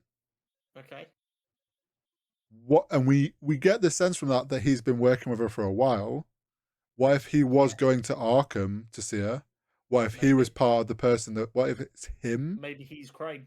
I can't remember what his name was. I feel like it showed it. Did we get a name? But that doesn't mean that's his actual name. That could just be. It doesn't. It absolutely doesn't. The Penguin drama miniseries cast. It was the actor that was in Sons of Anarchy, and I'm forgetting his name now. Dr. Julian Rush. Okay, so maybe, but he's a doctor. Maybe could be some link there. But yeah, that idea that it was Scarecrow was maybe where my thought was going. Oh my god, no, he is. No, he absolutely is. Sorry. Okay, the fear toxin in comic loosely the basic of it is it causes your adrenaline spike and then it mixes other stuff in to create your worst fear. His name is Julian Rush. Adrenaline Rush. Oh, do you know what? Also, he's using that red flashing light. Yeah. That mixed with the red. He is absolutely Scarecrow or Scarecrow adjacent. Yeah, I was gonna say, or he's like working with the doctor that is Scarecrow. Yeah, absolutely. Julian Rush. That is absolutely a fucking a made up name. Because maybe Crane's already had his medical license taken away in this possibly world, so he's like hiding. Because let's be honest as well, being a psychiatrist in Gotham right now, if you just use a name that isn't the name that's been banned, who's going around doing license checks at the minute? The city's got bigger things to worry about. Who's the? Because I think it was after episode 2, I kind of wondered who that might be. Which is the doctor that did experiments on patients in? That was Hugo Strange. Hugo Strange. That was something else that maybe went through my head because obviously he's like doing weird experiment shit. He's the kind of guy that would allow that to happen. Or even if he's not directly benefiting from it. But yeah, no, there is my popular theory right now is absolutely this is building up towards Scarecrow. Yeah, I mean a drug and weird psycho. And somebody having a main character rush when we know that the fear toxin builds on an adrenaline rush. Like you saw, she was like fucking amped up after that therapy session. Where I'm going to assume they were using a little bit of the medical version of that drug and the red flashing light, which is like this hypnosis. And like this is exactly how I would imagine Scarecrow forward in Matt Reeves' world. Yeah, agreed. Something I will say about this show, which personally I think is a good thing for what this is trying to do. There is a lot of times watching this, I forget I'm watching a comic book show. Yes. The way it's shot on this story, because it's very heavily just a gangster story, it's very easy to get lost in the idea that this is just a city and not necessarily a comic book. I agree. And in a lot of ways, that is a good thing, because as I said, comic book is not a genre. My only concern issue is for the longest time comic book films have felt this need to hit realism. And this show being very realistic and being so good might hurt our ability to get the other end of what comic book films could be, which is bright, colourful, fantastical. Just, do you know what I Maybe. mean? Like, I want my eyes to bleed from how colourful stuff is. I would count that with sort of Agatha is showing us some of that. Yeah. And it's so good that Agatha is also being incredibly successful at the same time. Yeah. Because it is giving us that direction as well. And But I need both to allow people to realise that here is an IP. Here do is what you want. Batman, Superman, The Flash, whatever. Do it however the fuck you want, as long as you understand there's characters and the style makes sense for the story you're going to tell. I think James Gunn might nail, because we know, let's be honest, James Gunn wouldn't be allowing Penguin and this Batman and Matt Reeves to continue doing this world if it was too close of a style to what he was going to be doing. Yeah. I think it's so polar opposite to what he plans to do with his Batman that we are going to end up in a world where we have both sides of the same coin of Batman. Yeah. But for this show especially, Matt Reeves' world works so well at just being like mafia gangster film for a show. I'm loving it. Jenna is loving it. Ironically, we're watching The Sopranos. So much just life random dump, but it's important context. I love sport. Jenna has really got into sport in the last couple of years. The NFL season's just started. The football season's just started. So when we looked at our budget, we realised we had a bit more money than we thought we did. We decided to get Sky. As a result of that, we got access to Sky Atlantic, which we're watching The Penguin. But I'm also like, I know that the Sky Atlantic and Sky box sets are like the best way to get access to old American shows, which are really good. Yeah. One that's been at the top of my list for fucking ever is The Sopranos. So about a month ago, I said to Jenna, I was like, should we start watching The Sopranos? And she's like, I don't know anything about that. I was like, let's watch the first episode, see what you think. Very slow going. It reminded me, and it kind of coincided with the time I started ranting even more about how TV is being destroyed, because I realised what we're missing out on. Okay. In the way stories told, not even just like The Sopranos is obviously one of the great shows of all time, but in the way that like they let a story develop. And watching that alongside The Penguin, I'm like, okay, I get why people are saying The Penguin is very inspired by The Sopranos, but doing a gangster film in the state of New York, a gangster show in the state of New York that isn't super like flat caps and Tommy guns is gonna be pretty Soprano-esque. Oh yeah. Oh, it's more Soprano separated themselves from like what you just said, like the classic gangster mafia vibe. Yeah. So then it's like it kind of set a style tone. So obviously it's one of those things where then anyone that sits in that realm gets compared to the boy at the top. It's my personal canon that growing up, Oz watched The Sopranos when he was like that's the gangster old, that was... and that's the kind of gangster he decided he wanted to be. But yeah, love it so much. As we've talked about with Agatha, on TV show formats that feel good, I would say The Penguin is nailing it as well with its episodic formatting. What I will say, for all of HBO's flaws, when they decide to make an actual TV show, they still know to make a TV show. Yeah. Don't get me wrong, they don't do everything perfectly, but they're not doing what Disney Plus's biggest flaw is, which is make a film and cut it into 6, 7, 8, 9 episodes. So yeah, no, I completely agree. I cannot wait for the rest of this show. It's so good. All of the interactions between characters, brilliant. Vic and Oz's relationship developing, phenomenal. I've got a lot of hope for the rest of this season, and it's got me very excited for what Batman 2 might hold as well. Yes, especially with this whole Fury and stuff. Very exciting. And just to spin that dial on a different direction one more time, Vox Machina Season 3. We're back in the world of D&D. We are so back, baby. Yes. Oh God, don't get me wrong, it was stressful because of how busy these couple of weeks have been to get it fit in. Yeah. But once I started that first episode, about 2-3 minutes in, I was like, oh, it's so good to be back.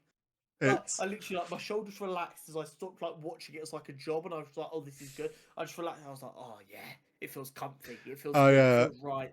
I went back and I watched, like, I think Prime had put out a recap for season 2 just to like refresh the brain, and then going into that first episode, I was like, we're back with Critical Role.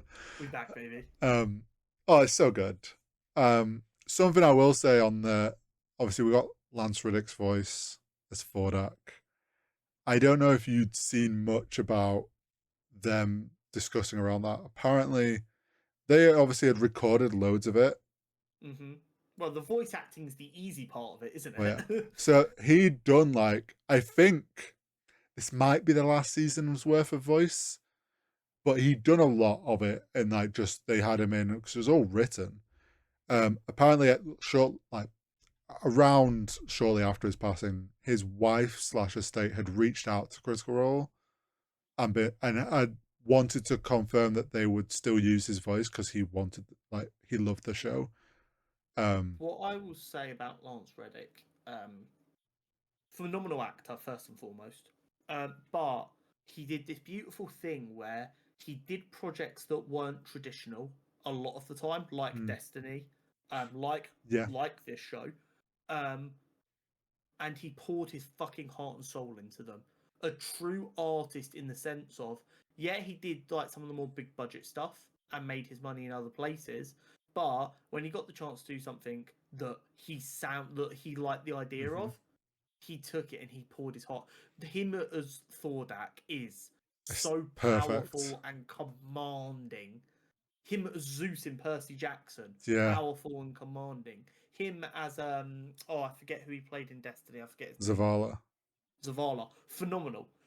Lance Reddick's voice is a gorgeous voice. It makes me so sad that he's gone, but the body of work that he's left behind is phenomenal and so full of him because he did pour himself into roles so devoutly. I'm for sure, and I'm so glad that because there's a world where they didn't quite have enough to do this, and I'm so glad that they were able to have this season still be him, because I'm not sure where the story will end. The Critical Role Vox Machina storyline is a lot longer than just Fordak. There is a big story to be told.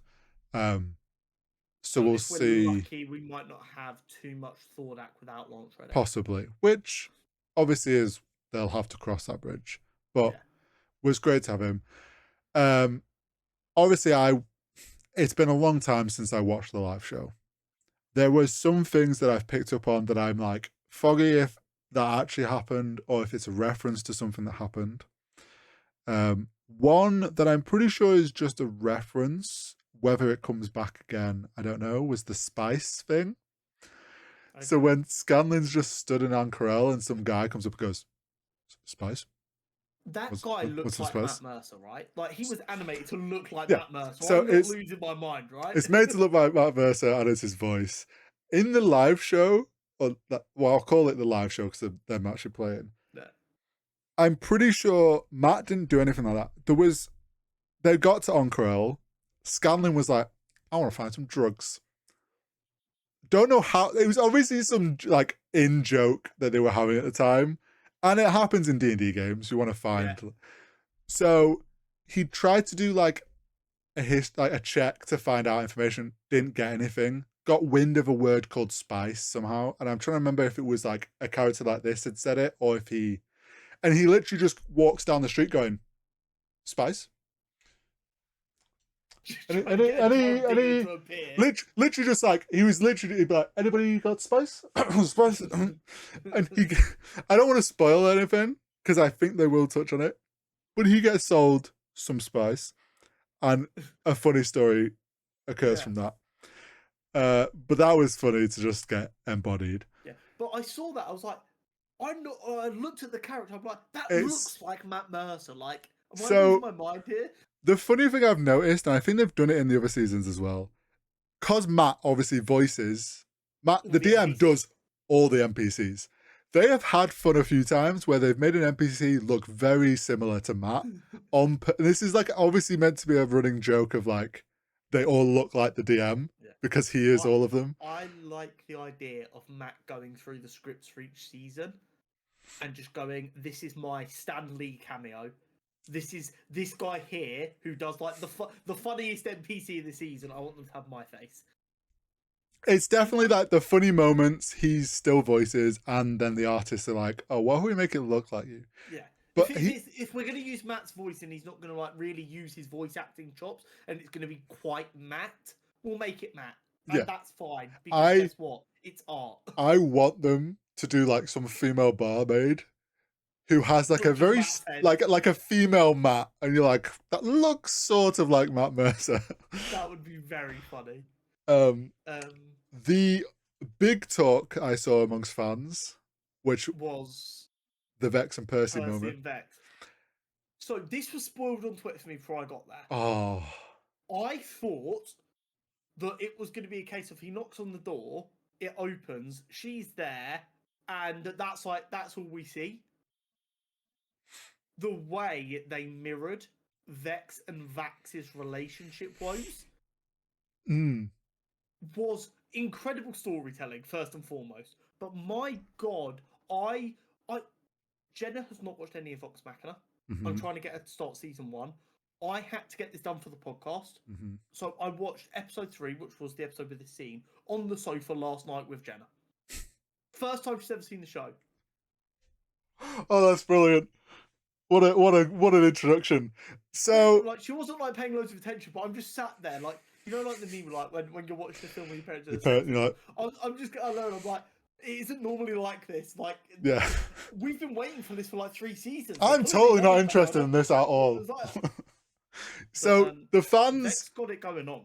So the fans have been waiting for this scene, and it is an iconic scene from the live show, because in the live show, Taliesin, who plays Percy, had no idea she was going to do that. Basically, so he goes, I knock on the door, and she goes, I'm fully naked. Yeah, so in the to put into context for the live show, their like flirtiness has been kind of going on for these episodes are like 4 or 5 hours. So like it's very. You've also got to think it's very tropey because you're playing D&D. It's not being done in a way that you're like, oh, let's make a good romantic story. We're in D&D and we're adding a bit of like character on character. And also, because they're all actors, they're not going to be uncomfortable about doing it. No. They're going to be like, my day job is literally reading anything that gets put in front of me. I'm not worried. So it's like, you've got this build-up where Percy's like, you can tell that those two characters are starting to like bear something. And Vex is known as like this flirty character. So then that obviously happens and he knocks. And she goes, I answer the door completely naked. And he goes in, end of scene. They don't go into the detail. I couldn't imagine they went into the details on that. I was not ready for them to actually go into detail on this show. The animators got given a bit of creative freedom, and they're like, you know what? The fans have waited forever for this. We're going to get to have some fun without anyone being uncomfortable. Great. Someone in that animation team, or whoever helped write the script, I think it was Matt and Sat, but someone went and read some fanfic that someone had wrote for that scene. For sure. And got some inspiration. I love, as you open the door, Percy going, I think we should talk. And her, cold as ice, just going, before or after. Yeah. So cool. That line may or may not have been. But then on the mirror. The coldest line ever. On the mirror with like Vex and Keyleth, that whole story of like, he's sort of pushing her away, they don't really slap him upside the head. That's how they did it in the live show. Like, so you've got this mirror of, but then it gets to the point where Vex is kind of like trying to act cool, like, no, we're nothing serious. But that's because she's scared the same way her twin brother is scared. And it's like, obviously these stories all play out and get to their natural conclusions, yeah. But like, getting to see those, like you said, in the same episode, mirroring each other was really well done. Oh, the way that was put together, forgetting like all that so saucy bullshit of the mirroring of them two scenes from a storytelling perspective was so good. And on the flip side, like the next morning, Percy sneaking out and Vax being in the hallway, amazing. So good. If I remember correctly, I could be wrong, but I think in the live show, it's sort of Matt goes the next morning night and Percy leaves his room and Vex sees him. And he just like, I run away. And I'm pretty sure Liam, who plays Vex, is like, was that? I'm not going to ask questions. They instantly just start talking about the highest store ever and pretending nothing's happened. Their There is another scene, which I am pretty sure is later on in their fiasco of having fun. That, like, we know, in the live show, we know what's going on. Obviously, when they're at, like, Vex has to be pretending like he doesn't know what's going on in a scene. And then his character finds out later, and he then gets to relive that moment of being like, what the fuck? It's going to be great when they do that in animated after I've seen this. So, but yeah, the show's great. I'm loving it so much. Something you won't know, because you didn't watch the live show, the Dragonborn. There is, I think this is kind of what fans have worked out, and my brain went there. There was another member of Critical Role back at the beginning. I forget his name. He played a Dragonborn. I believe, obviously I won't get into it if it's what I think it is. Did he have an issue with one of the other cast members where he was kind of outed as being a horrible person? Or am I thinking something else? No, you're thinking of Ashley Johnson's ex, I think. Potentially. Yeah, I think so. He was part of their home game, was a friend of theirs. Then they started doing the live show. My understanding, I'm very foggy on if it ever came out what exactly went down. Essentially, he chose to step away. Okay. In a very Hollywood content creator kind of step away, or? So, I think it was from my understanding, that he had some things in his life that he was dealing with that had some issues going on, and he was trying to deal with those. And having a show that was blowing up on Twitch, and like suddenly was like becoming this huge D&D show, and had once been a home game. I think my understanding is he was struggling to handle that, and chose he didn't like that this D&D game that they had on a monthly basis suddenly became this live show and this other bigger thing. And he chose to step away, and I think there was maybe some tensions going on there between cast and him as well. Then I think it came out, he spoke many years or something later. He very much came across as salty that they all got famous from this D&D show that they all started together, but then he chose to step away from anyway. And there was obviously some mixed bad blood there. Something had obviously gone on. Very messy situation. So just to kind of put this in perspective, it'd be kind of like if me and you started having differences about this, you decide to leave, Josh comes in and steps in. It blows the fuck up. And then we go to the fucking moon. And a year later, I'm like yeah, well, that was the podcast me and him started, and like the fame got to them. Almost like this Dragonborn character that was left behind by his two companions, who then became world famous in the world of Vox Machina, and they're a bit salty about it, and then they've gone on to the evil side and sell them out. I'm pretty sure Matt brought back this guy's Dragonborn character later in the live show, because there was a point when they were going to go to where his character had gone, because they wrote him out of the and I don't know if they will actually use him for this animated show, because that might cause issues of like, do they have the permission? Make the argument that the character's his IP, and as a result, so I can't imagine in the very early days of this that they had nice tight contracts about who owns what. They were part of Geek and Sundry and stuff as well. Yeah, I imagine like Mighty Nine onwards. I imagine by that point they had ironclad contracts that everything we do here is the IP of Critical Role. If you leave Critical Role, you lose any claim to the IP. But I can't imagine that went all the way back to campaign. So I don't think this will show up, but I forget what the line is, but Percy's Taliesin as Percy gives the coldest line to this character that is quite clearly Taliesin to the guy that played the character. And it's like, all the fans are like, oh shit, like he really said that to him. But obviously they've kind of repurposed that, I think, for this with a different Dragonborn mage. It took me a second, because like the Dragonborn was so chill when we rocked up to this city. I was like, oh, okay, cool.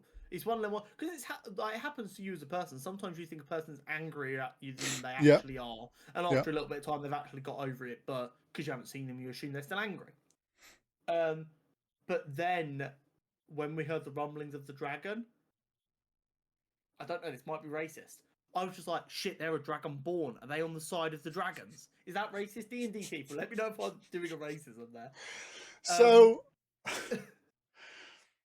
because that was literally what that is how I realised before it was like revealed that she'd sold them out. So I was like, oh, she's a dragonborn. She must be working with the dragons. So it's a bit racist to be like, oh, they're working with the evil dragon because they're dragonborns. You're not wrong to also make the connection of red dragonborn, red dragon, because they are from lineage of those coloured dragons. It's Is it not a little bit weird that a red dragon was living in an ice village? No, they're dragonborns. They just can't do whatever. Yeah, they're not set to like a element by their colour. It's just kind of. If you ever pull your finger out and organise this one shot, and where I play my dragonborn, I will portray the party for a dragon if you want to throw that in there. As long as it's the same colour dragon as me, I'll be like, Father, you have returned. That reminds me of this is a slight tangent, but a Dimension 20. Which one is it that Zach plays a character and he's constantly asking someone, "Who are you my dad?" That was Fantasy High. Yeah, that wasn't funny. That's the entire first season. Imagine every dragon. So he kept trying to do insight checks. So I've watched this so recently online. He kept on trying to do insight checks on people. And he kept on rolling nat ones. I'm talking like in season 1, like 7 nat ones on an insight check. And every time Brennan would just go, no, you're not 100% sure. But this guy could be your dad. So then Zach, being the amazing comedian he is, would go, are you my father? And it became a joke. You do that to every dragon, it'd be funny. Yeah. That just like, Dad? One of my favourites. Fire breath. Not Dad. That returning joke is one of my favourite things that got me hooked into Fantasy High. Okay. Every time Zach rolled it at one, I just sat there like a child waiting for Brennan to jingle the keys of, he might be your dad. But I mean, going back to the show, Amazon once again nailing it on the animated front. They're just great. Obviously, it feels like they're really good at letting studios do their thing. They just know how to pick a good animated project. Really, they're like, here's your money. Yeah. It's the IP. This studio's gonna do it. We will interject if we feel necessary, but we're not gonna try and fuck up the creative process. And as much as I fucking despise Amazon, it does make them one of the most reliable streaming services right now for quality shows. It really does. I am over the moon with episodes 1, 2, and 3. I cannot wait to watch 4, 5, and 6. Same. Show's amazing. My only complaint about Vox Machina is how long each season takes, but I don't want the animators to be overworked, so I will wait patiently. I think, because I know they're working on both shows now, the Mighty Nine as well, it might speed up a bit if they're flip-flopping between the two. I feel like once you've got to season 3 and Amazon are like so happy with the numbers that they've commissioned Mighty Nine as well, you might see them go, we're going to put a bit more money into this so that it can go faster. They basically have 2 teams working. Yeah. Hopefully. But yeah, love. There is probably, from my memory of the story and what we might get in this season, I'll be interested to see if you figure out a twist before it happens. There will be a bit of a twist and a reveal that you might not expect.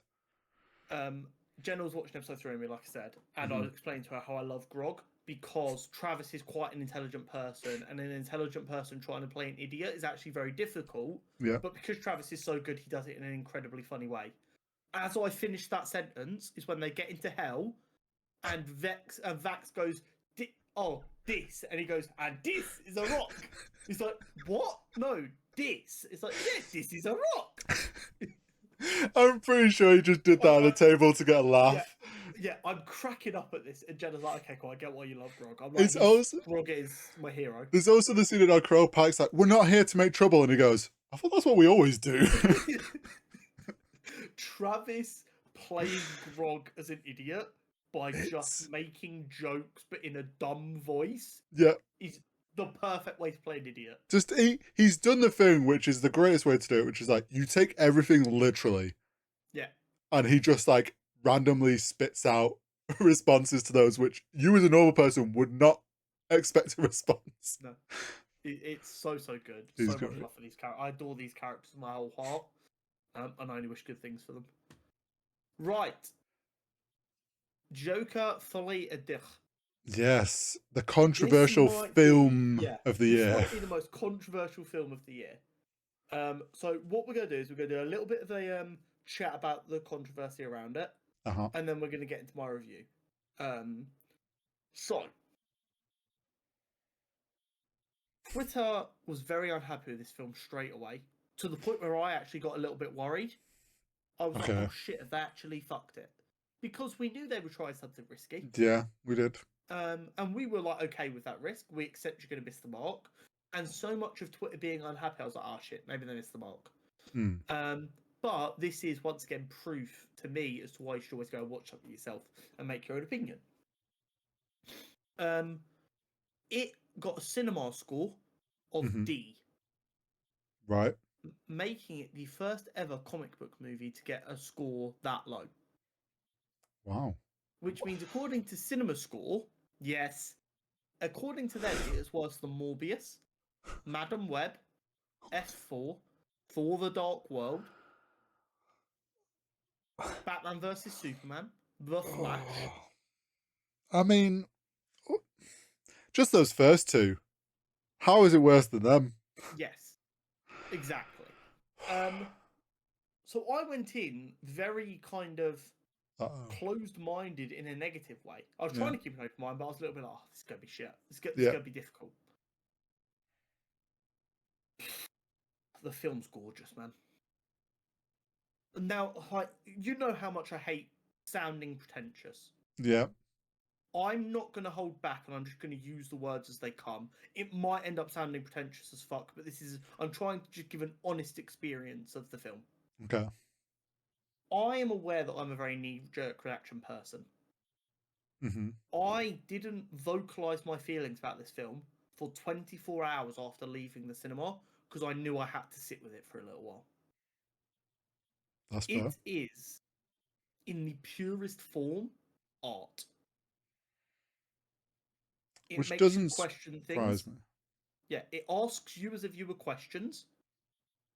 It asks you as a viewer what you're comfortable with, what you're uncomfortable with. It makes you think. And that's why people don't like it. And I don't want this to come across as a, if you didn't like it, you're too dumb to get it, which is what some people are doing, and that's wrong. Yeah. I do think there is legitimate criticism in, you just wanted to go see something where you didn't have to think, and you are angry that it asked you to think.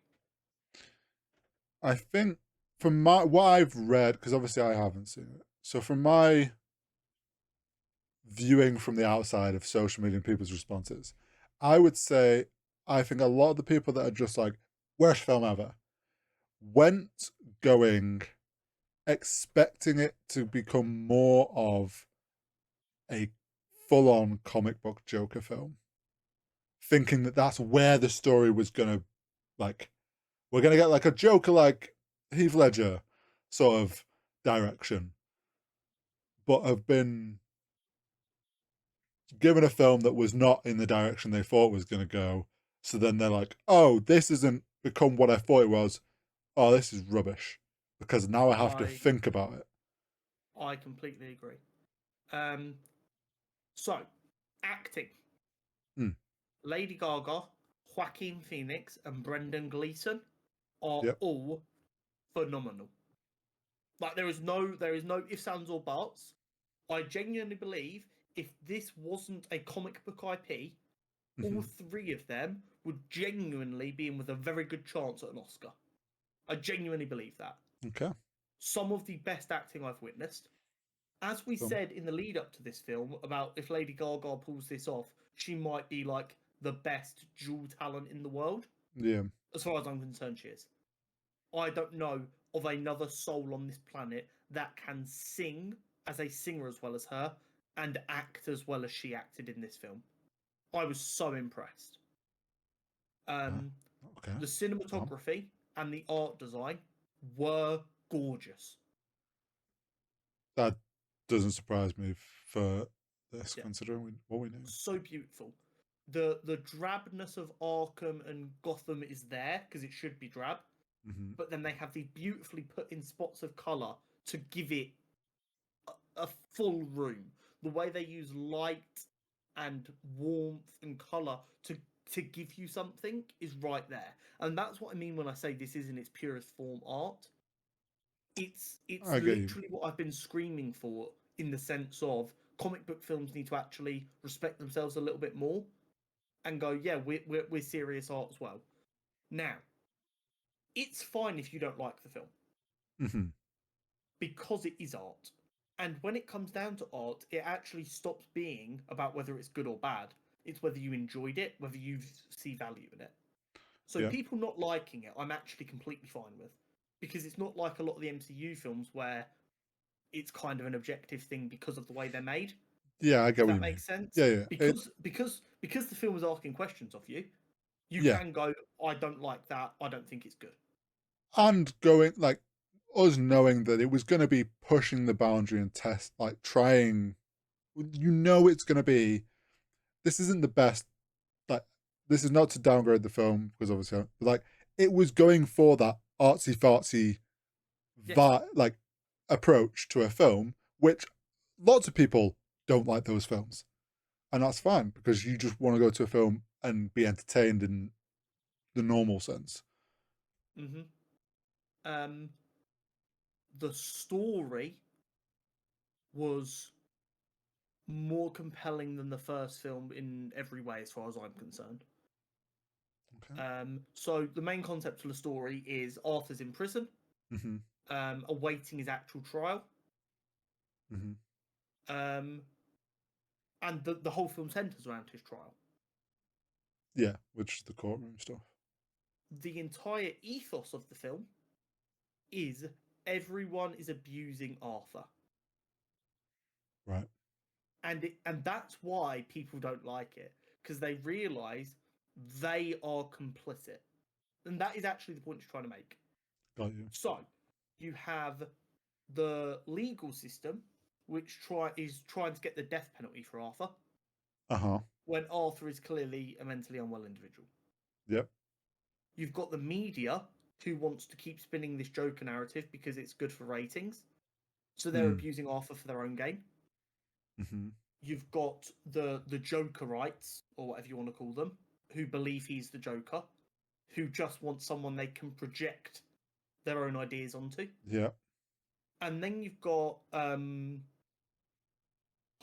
Quinzel, or Lee, as she goes by in the film, who has delusions of grandeur. Right. So the title, A Folie, we're made to believe it's Harley buying into Arthur's fantasy. It's actually not. It's Arthur buying into her fantasy. Right. Okay. So they meet with her in the mental health ward of the prison. And she's in a singing class. Right. Brendan Gleeson, who's the prison officer, gets him into the singing class. And that's how they meet, and that's how they start talking. And she lies to him constantly. We don't know it till much later, but she lies, saying she's been put there because she burnt her family's house down and her mother had her committed. Right. We later find out that isn't true. Okay. She claims that she's from the same neighborhood as Arthur. That's not true. She's from the rich side of Gotham. Right. She committed herself. Right. She didn't set a fire. She is trying to be what she thinks Arthur wants. Got you. And as a result, Arthur buys into that. Arthur is following his lawyer's advice until Lee gets in his ear, makes him feel loved, which is all Arthur's ever wanted. And then he becomes the Joker again. Got you. And then he starts defending himself in court. Right. And it's a beautiful story about how everyone the prison guards, throughout the entire film, they go, "You got a joke for us, Arthur?" And it becomes apparent that since he got there, they've been asking him for jokes, and if he makes them laugh and tells them a joke, they'll give him a cigarette. Right. So they're abusing their power over him like that. And at one point, after coming back from one of the singing classes, Arthur says he has a joke for him. So he gives him the joke. And Brendan Gleeson's happy because they've got their joke monkey back. Yeah. So he gives him a cigarette. And Arthur goes, "Cheers, pal," and slaps him on the back. And it's supposed to be that moment of, "Oh, look, they're humans." Ruined instantly. Brendan Gleeson twats him upside the head and sends him flying. Because it's all abusive. Yeah. It's all abusive. And then the power dynamic shifts as he becomes more of this Joker persona again. The guards will start to turn on him because he's got too big for his boots again. He's not their little clown anymore. He's buying into his own hype. Yeah.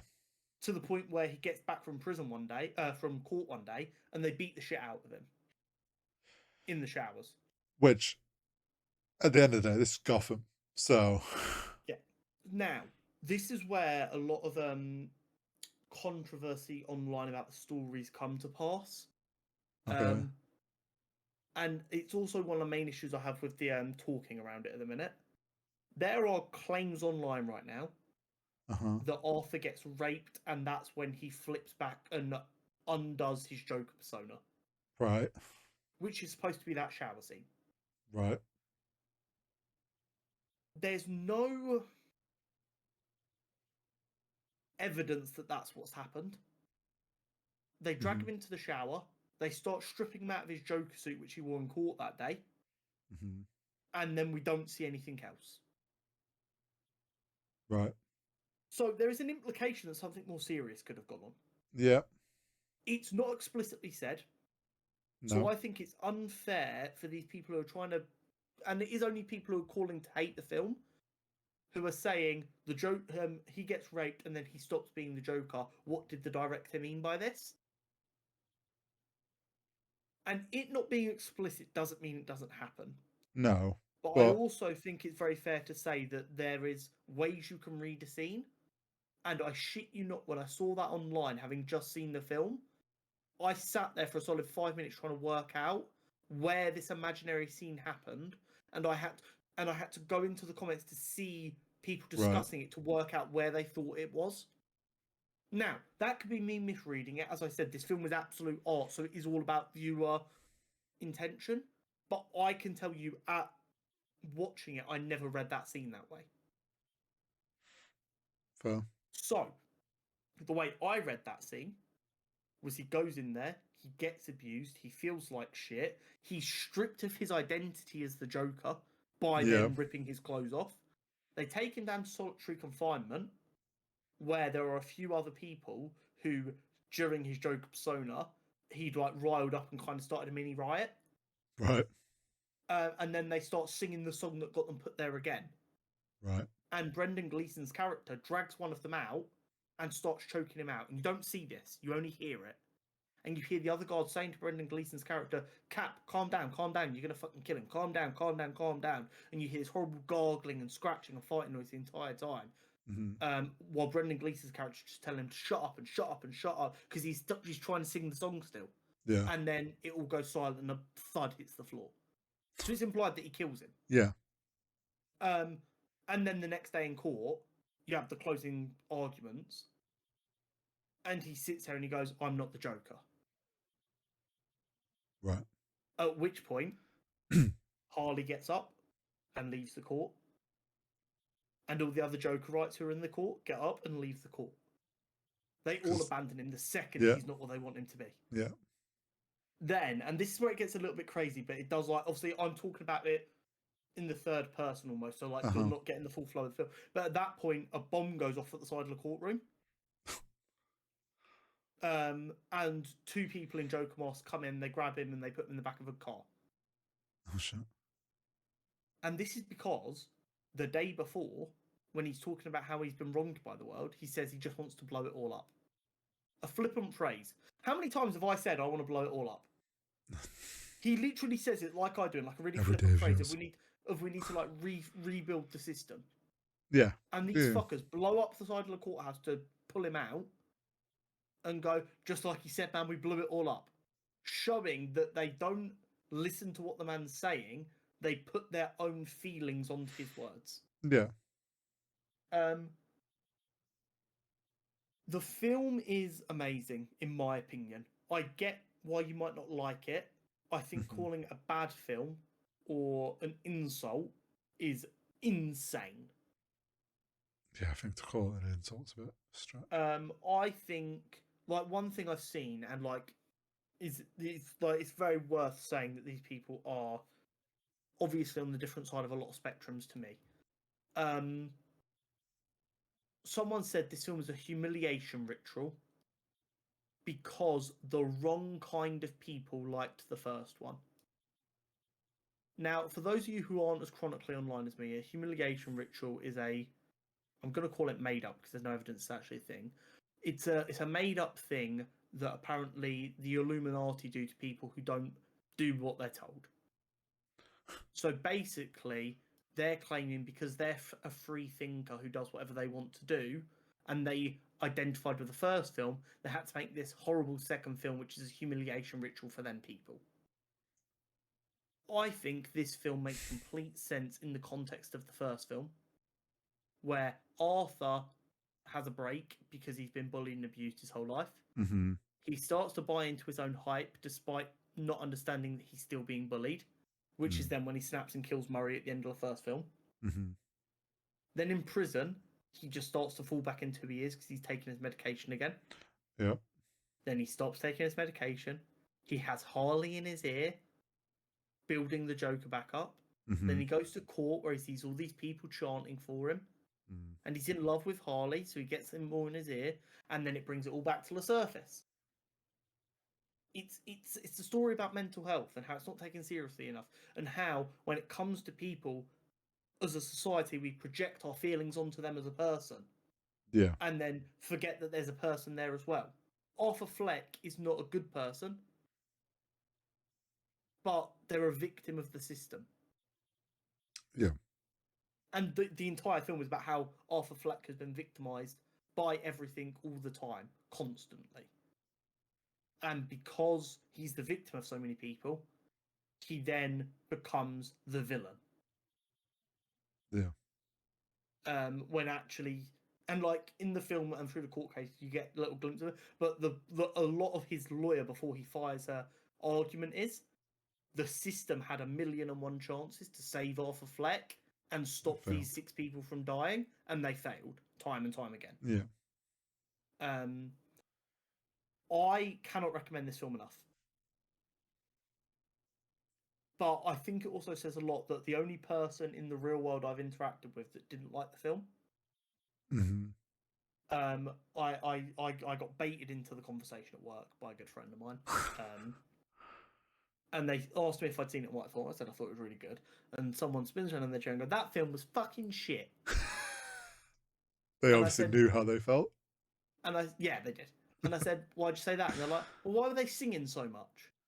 I was like, "It's a musical." They've never hid the fact it's a musical. Okay. I have a question because obviously I knew you'd enjoyed it, and obviously hearing your opinion on it. The one thing that I've heard that some people have given more credit to as a criticism was the songs. And they felt there was a lot of songs, and often, considering this is meant to be a musical, so songs in a musical are meant to add to the plot or move the plot along. They felt that a lot of the songs didn't do either of those, so they were kind of not needed. I disagree with that. Some of the songs might fall into that category, but I think most of the songs develop Arthur's psyche in the situation. I think each song shows how Arthur's thought process has changed and developed. So say in one scene he's really timid and tiny, you get like the first musical scene, and as part of that musical scene you see how he changes slightly, Mm. and then he gets a little bit more upbeat Got you. and starts cracking jokes again. Then he has the next one, and then that brings him up more towards like being the Joker. And then he finds out that Lee's lying to him, like because his lawyer tells him. So he has a scene about how Lee's going to betray him, and that starts to shape the foundation of their relationship. Right. And then he has another one about how everyone hates him no matter what, and that starts the downfall of the Joker. Okay. That was I don't think it was perfect because it was highly stylized, which I think misses a lot of the points. But I think for the most part, the songs did their job. Okay. And I would say all of the musical choices were very much in line with the kind of music from the first film. Right. Keeping it very thematically similar. Yeah. That was probably like the only let me put it this like way. reasonable complaint that I think I'd seen someone like not just being like, this film's bad, it doesn't make like someone that had like a thing that specific, and some people seem to agree. I think it's completely fair to say the film could have been just as good with no music. I think you absolutely could have replaced the musical scenes with another scene that would have accomplished the same thing. I appreciate it because it was a stylistic choice that was consistent. Well, yeah. It's that thing where we said, oh, they're going for a musical. Yeah. So I absolutely understand that being a hit or miss for some people. For people who got and appreciated what the film was trying to do anyway. Yeah, so why were they singing so much? And they go, it was a musical. They were always going to sing a lot. It's like, well, I thought it was going to be the first one. I was like, so you went to a film that said it was a musical, not knowing it was a musical, and then you were angry it wasn't the first one. She's like, yeah, I just wanted to watch the first one. I was like, if you wanted to watch the first one, you should have watched the first one. Why are we as a society accepting this idea of, I wanted you to do the same thing again, why didn't you?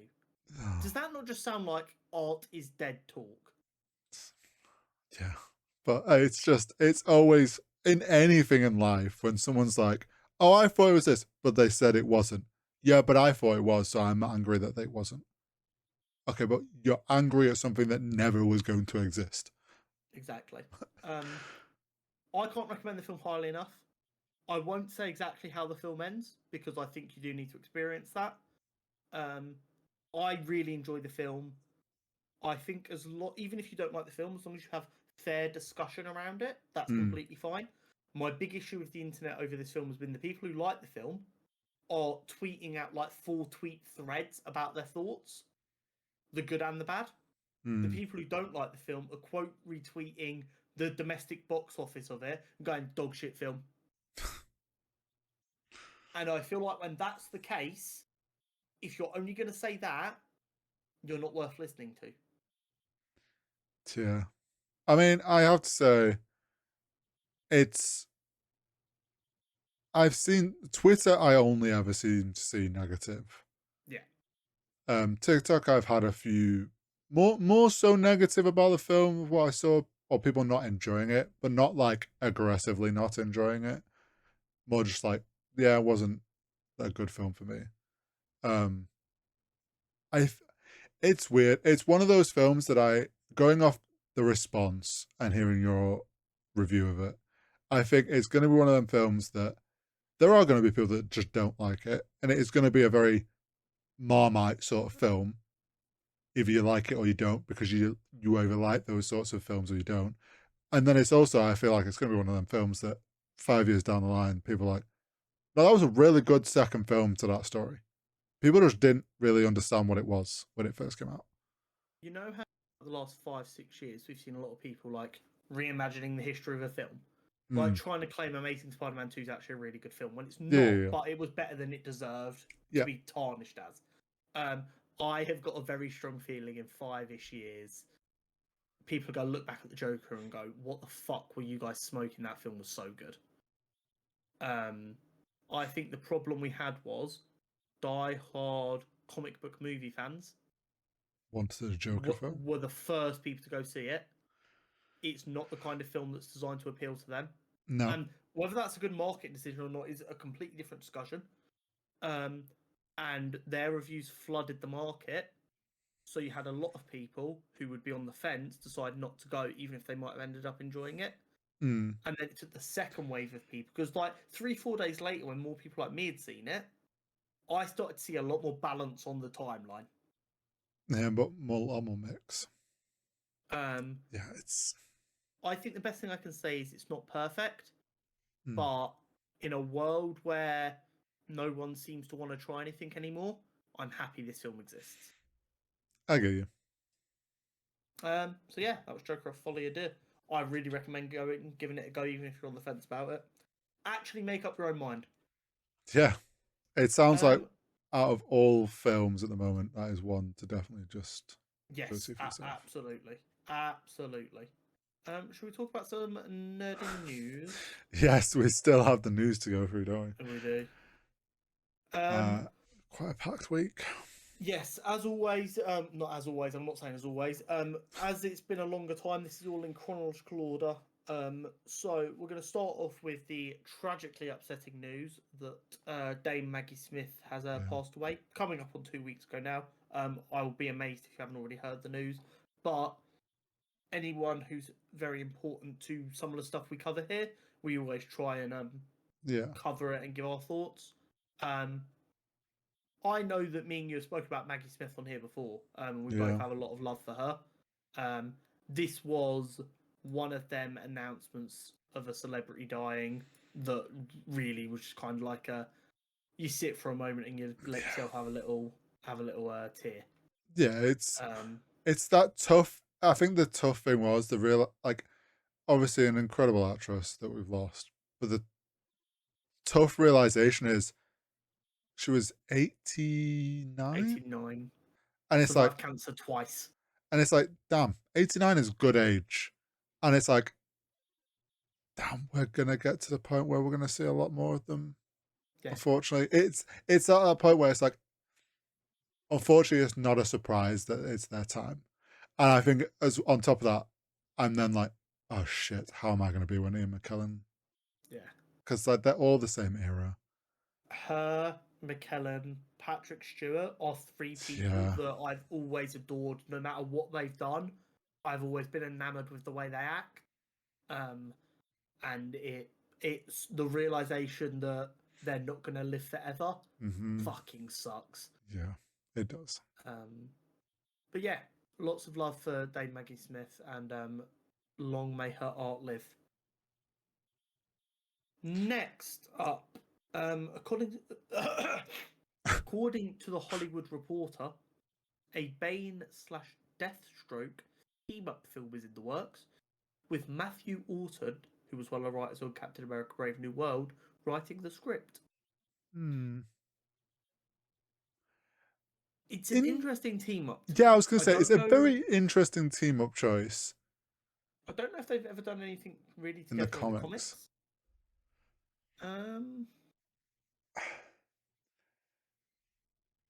Yeah, based on what I'm seeing here, a lot of the articles are like, it's interesting to choose these two because they've like basically never done anything together.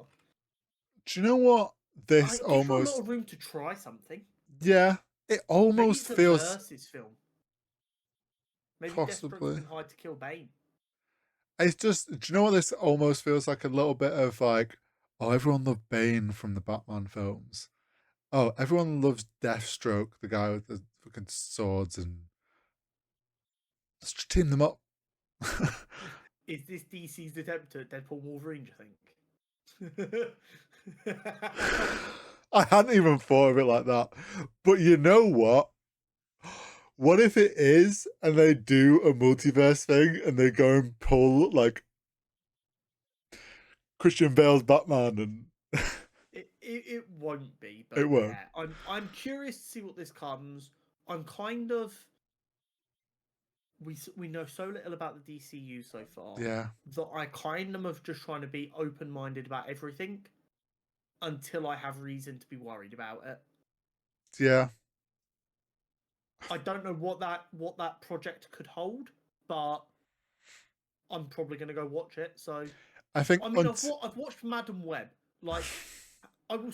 You have no idea how low I will sink just in case it's good. So much copium in this man's body. Yeah, I mean, honestly, until we get the first DCU project, which will be Superman. Well, no, sorry, Creatures Commander, but Superman being the first live action. Yeah. We know We nothing. won't have a feel for what this world's gonna kind of look like for the DCU. Completely So who knows? Maybe something gets revealed in that we're like, oh, that's how that would link in. Yeah. After being challenged in court, Marvel and DC have lost their joint trademark on the term superhero. Very So, interesting. a lot of people won't realise they own this trademark because it's just kind of a thing that no one realises. But that's why, like in The Boys, they use the term soups. Yeah. Like, if you actually think about it, you'll realise there's a lot of superhero projects that never use the word superhero, and this is why Marvel and DC have owned this since like the 60s. It's similar to the fact that Wizards of the Coast own the term Dungeon Master, which is why every other tabletop RPG uses Game Master. Yeah. It's the same idea. It's like, well, it's really funny because on Dropout Dimension 20 shows, the pop-up always says Game Master for Brennan, even though he introduced himself as a Dungeon Master. Yeah, I think it's for stuff like that, they're kind of a bit more lenient. But like, if you ever use print, they'll have a relationship. Well, if you ever like print a tabletop RPG book, that's where they're proper strict on stuff. But yeah, it's the same idea. It's wild that they've only just lost this. Well, it's crazy because they've defended it in court, I believe, 3 times before. Oh shit. It's just finally now, I think enough independent projects have got big enough where they were like, no, it's actually a pretty general term. I don't think you're allowed to own this anymore. Yeah, it's been around too long now. Exactly. ABC Signature is being shuttered and folded into 20th Television. It's really sad to see a studio that gave us many iconic shows go. Some of the shows that ABC Signature was responsible for making include Lost, Scrubs, the comedy Blackish, Daredevil, and some other of the Marvel Netflix shows, Grey's Anatomy, and Criminal Minds, to name just a few. It is genuinely terrifying that a studio that's made so many, not just great, but also long-running and very successful shows. Like Grey's Anatomy is entering its 21st season. Yeah. Criminal Minds had, I think, 14 of the original seasons, and then it's like spun off into a different new thing on Disney Plus. Scrubs, 7 seasons, 6 of them are phenomenal. Blackish, phenomenal comedy. Daredevil, so good, like genuinely phenomenal TV, and it sucks that it can be shuttered like that so easily and callously. I suppose the thing is, it's like the studio of what it actually is isn't really going anywhere. It's just the brand is being merged. It's the issue with there might be more compromising of vision and ideas, possibly, but like it's this overall sad thing is that like things are just getting absorbed into one big corporate brand, and brands that have so much history. We're losing brands that have so much history purely because it's like, oh, we don't want to have another logo and brand to manage. We're just going to put it all under this one. Mega corporations are here. I'm getting in some fresh chrome, and I'm going to Arasaka Tower. If you know, you know. Now this bit of news does get me very excited. DC are working on a Robin's origin story centered around Dick Grayson and Jason Todd, who are orphans living on the streets together, going by the nickname The Dynamic Duo. Produced by James Gunn and Matt Reeves, although it will not be set in the Reeves verse, it will be animated by Swaybox Studios using a mixture of CGI, puppetry, and live-action real-time performances. I didn't see this bit about the CGI puppetry and stuff. When you get a minute, go and have a look at Swaybox Studios. They've got a show-off reel to show like their style. Now, I'm not sure how I feel about Dick Grayson and Jason Todd knowing each other pre-Batman. Mm. But as I said, I'm trying to just keep an open mind to everything because I might really like it. While I understand that source material is important, if we don't do anything new, what's the point? Yeah. I like the idea of them being the dynamic duo. By the sounds of the early synopsis, it sounds like as they get slightly older, they drift and go different paths. So Dick goes more crime fightery. Jason goes more, I'm going to make the streets safe by controlling the streets. Yeah. The studio style is wacky and different. I have no opinion on whether I like the style or not. I don't actually care right now because I'm asking for people to try things and do new things. Yeah. They're doing it. It also, like, if it is really out there, they can just have it sit in the like same realm that Reeves verse does. Yeah, that it can be an Elseworld story if they're not too happy with it. But it sounds cool. Do you know what I love? You've obviously said several times, and it is like a discussion that we have been starved for Robin in films. Do you know? Sorry, and it's almost like James Gunn's gone, oh, you guys want Robin? What if I just gave you just Robins? So, do you know what made me realise truly how fucking starved we've been? Go on. This didn't make it onto the news, but it's now kind of by proxy made it on. Mm-hmm. Batman got a star on the Hollywood Walk of Fame about a week and a half ago. Robin didn't. No, none of the Batman actors appeared, as far as I know. Some voice actors did, but no live action actors appeared. That's wild. A Robin appeared, though. Oh. The actor who played Robin alongside... Oh my god, I'm going to blow my own brains out.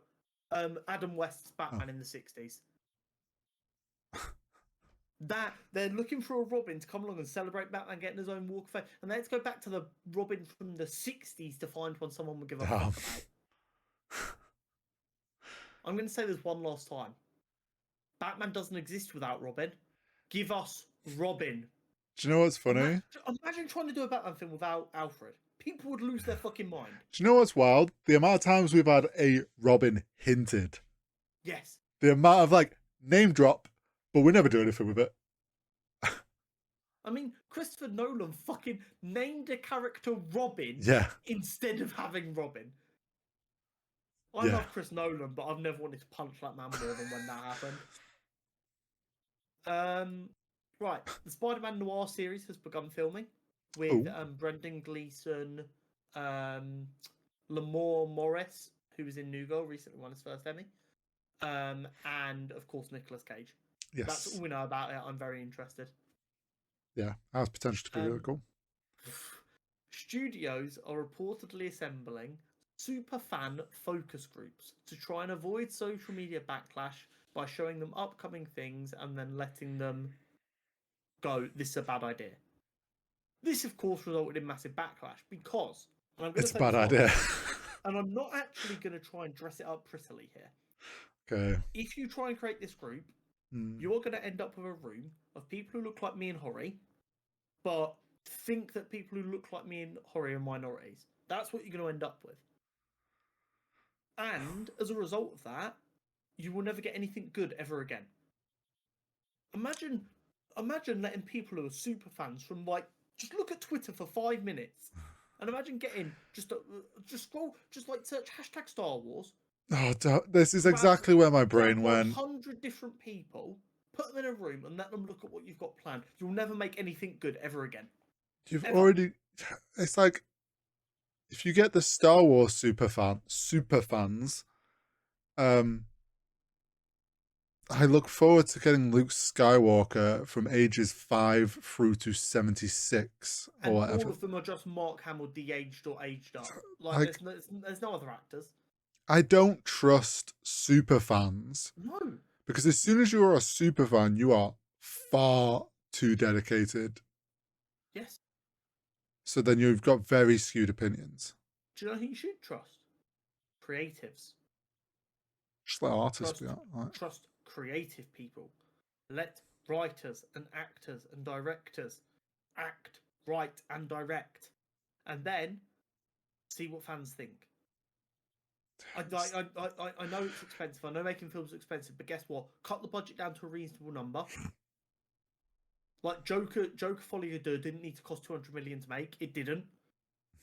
Cut it down to a reasonable number, and then if it's a failure, you're not going to lose as much money, and also people are more inclined to have some fun with it. Because guess what? I'm not playing with that much money. There's less pressure, comparatively. Yeah. Let art win. It's just not a good idea. Angry dudes on the internet who've never left their mother's basement make decisions for studios. Also, they don't know what they're doing. How do you prove you're a super fan? Yeah, is there going to be a test? You're going to do a law test? Yeah, are they going to do like the joke about like a girl wearing like a Stone Roses t-shirt and some 45-year-old dude comes up and go, name every album? Is that what they're going to do? You're going to apply to be part of the Lord of the Rings and they're going to be like, quote page 312 of the Silmarillion? Like, no, it's going to be, please speak in Elven for the entirety of this. Like, how do you prove what a superfan is? But also, how do you prove that a superfan actually cares about progressing a franchise and doesn't just want to piss and bitch and moan about what's changed? This is a horrific idea. Do you know who they'll end up getting? Influencers. Me, if they're lucky. No, they'll get influencers that I make Star Wars content on YouTube. And no, but like, you know what I mean? One guy they definitely won't get. But like that's the thing. They'll just end up leaning on influencers that their whole brand is like an IP, and they're not going to give an everyday opinion. I care about these brands trying new things and progressing. I wouldn't even want a room of people who think like me to be given that much power. I struggle listening to him for 2 hours. Do you know? No, but do you know what I mean? Like, I genuinely believe that my thoughts and opinions are obviously good and valid. Otherwise, I wouldn't have them. Yeah. I wouldn't want a room of people who think like me to be given that kind of power. Let alone people who are racist and homophobic and horrific. And I know they'll say, "Oh, but we're not going to let them people in." Guess what? They're already part of your fucking community, and you're not doing anything about it. Yep. Like, terrifying, the notion that they're going to hand over IP control to superfans. This sounds like something that was discussed as an idea in a marketing meeting, and it's made it to the news. Terrible.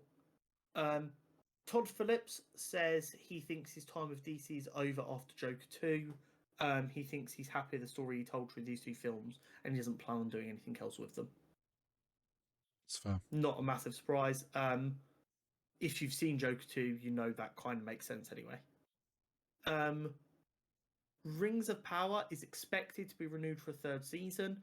Yep. I don't have the full quote here, but someone high up at Amazon basically said, "We're really happy with the numbers it's doing. It's getting a lot of views, a lot of engagement. People clearly like the show and want to watch the show, so we're going to keep making it. We're not too worried about it. We know shows take time to get their feet," which is hilarious in an age of Netflix and Disney cutting everything before it's had time to find its feet. Do you know how much it sucks that I'm rooting for Amazon in something? I hate it here. It's wild that this is the world we live in. But this is they're letting a show find its feet and they're being rewarded for it. Brilliant news here though. Dean Schneider has reported that Sam Raimi is returning for Doctor Strange 3. We're so back. God, it's going to be interesting though what they do with Doctor Strange for the next. Yeah, I'm excited though because that man visually cooked up a storm for Multiverse of Madness. True. And I suppose it did end with the clear. Yeah, with the third eye stuff. And a rumour of an incursion. Well, depending on what happens in Agatha, maybe it'll be linked with that. Actually, you know what? No, I'm not going to get into it now. This thing's already running long and that's a massive tangent. I'll get lost in. I caught myself. You're welcome. Chris Nolan is already working on his next film. It will reportedly star Matt Damon and is due for release summer 26. Tasty. Okay. What, you don't think that's big news? Fuck you. No, I'm just like, Chris Nolan and Matt Damon working together. I think that'd be class. Oh no, I think it will. It's just the fact that, like, you know, in director like have set actors they always like use a lot. Oh, it's because it's like not one of his 4 actors he likes Yeah. using. I'm just like, oh, it's Matt Damon. It's a change. You know what it is? Cillian Murphy's too expensive now. That man's got an Oscar. True. He's raised him too high. Yeah. Reacher on Prime, a show that I've always been a very big advocate for. I still need to been watch. Renewed for season 4. Oh. Season 3 is not even out yet. Comes out in 2025. Oh. Still got time then. Reacher doing numbers. We love to see it. And of course, the biggest bit of news of the week, which is only kind of broken yesterday. Aaron Pierre, main actor in Rebel Ridge and played a role in the TV show Krypton. And Kyle Chandler from Friday Night Lights and Mayor of Kingstown have signed up to be Jon Stewart and Hal Jordan, respectively, in the Lanterns TV show. Aaron Pierre, I think, is a really good casting. Having just watched him in Rebel Ridge, he kind of gave what I was looking for. I don't know too much about Jon Stewart, so I can't talk more than that. I like the casting, though. I think he'll do a good job. Kyle Chandler is a good actor, but he's 59 years old, so I have the same issue with him that I had with all of the other rumoured candidates for Hal Jordan. He's too old. Yeah. I had to look up to remind myself who it is. Don't get me wrong. Hollywood money does bits. He doesn't look 59. The guy looks fucking great for his age. But yeah, I get what you mean. He's For not going to be longevity. Hal Jordan for 11, 12 years. Yeah. He's not going to be Hal Jordan at 71 years old. Hollywood money's good, but it's not that good. Exactly. And also, we know the amount of steroids they go try and pump these boys full of. True. That's not. No, what are you about? They've got health. AI to do that now. Yeah. I don't dislike Kyle Chandler as an acting choice. Just like I didn't dislike the idea of Josh Brolin as an acting choice. My sole concern is that they're both pushing 60. Yep. In fact, Kyle Chandler, I believe, is older than Josh Brolin. Unless I'm losing my mind here. Josh Brolin, age. I don't 56, know. Actually. Yeah. He's older than the oldest of the 3 that I said were too old. Well, there you go then. Yeah. We'll have to wait and see. Like I said, I'm trying to be positive about everything, but I'm just really concerned about that casting age. It's fine. They're going to be in CGI suits all the time. Never. But that is it from us this week. We will be back as normal next week. Hopefully. More Agatha, more Vox Machina, more Penguin. It's going to be absolute class. Don't forget to like and subscribe, and we'll see you there. See you next week. Awesome.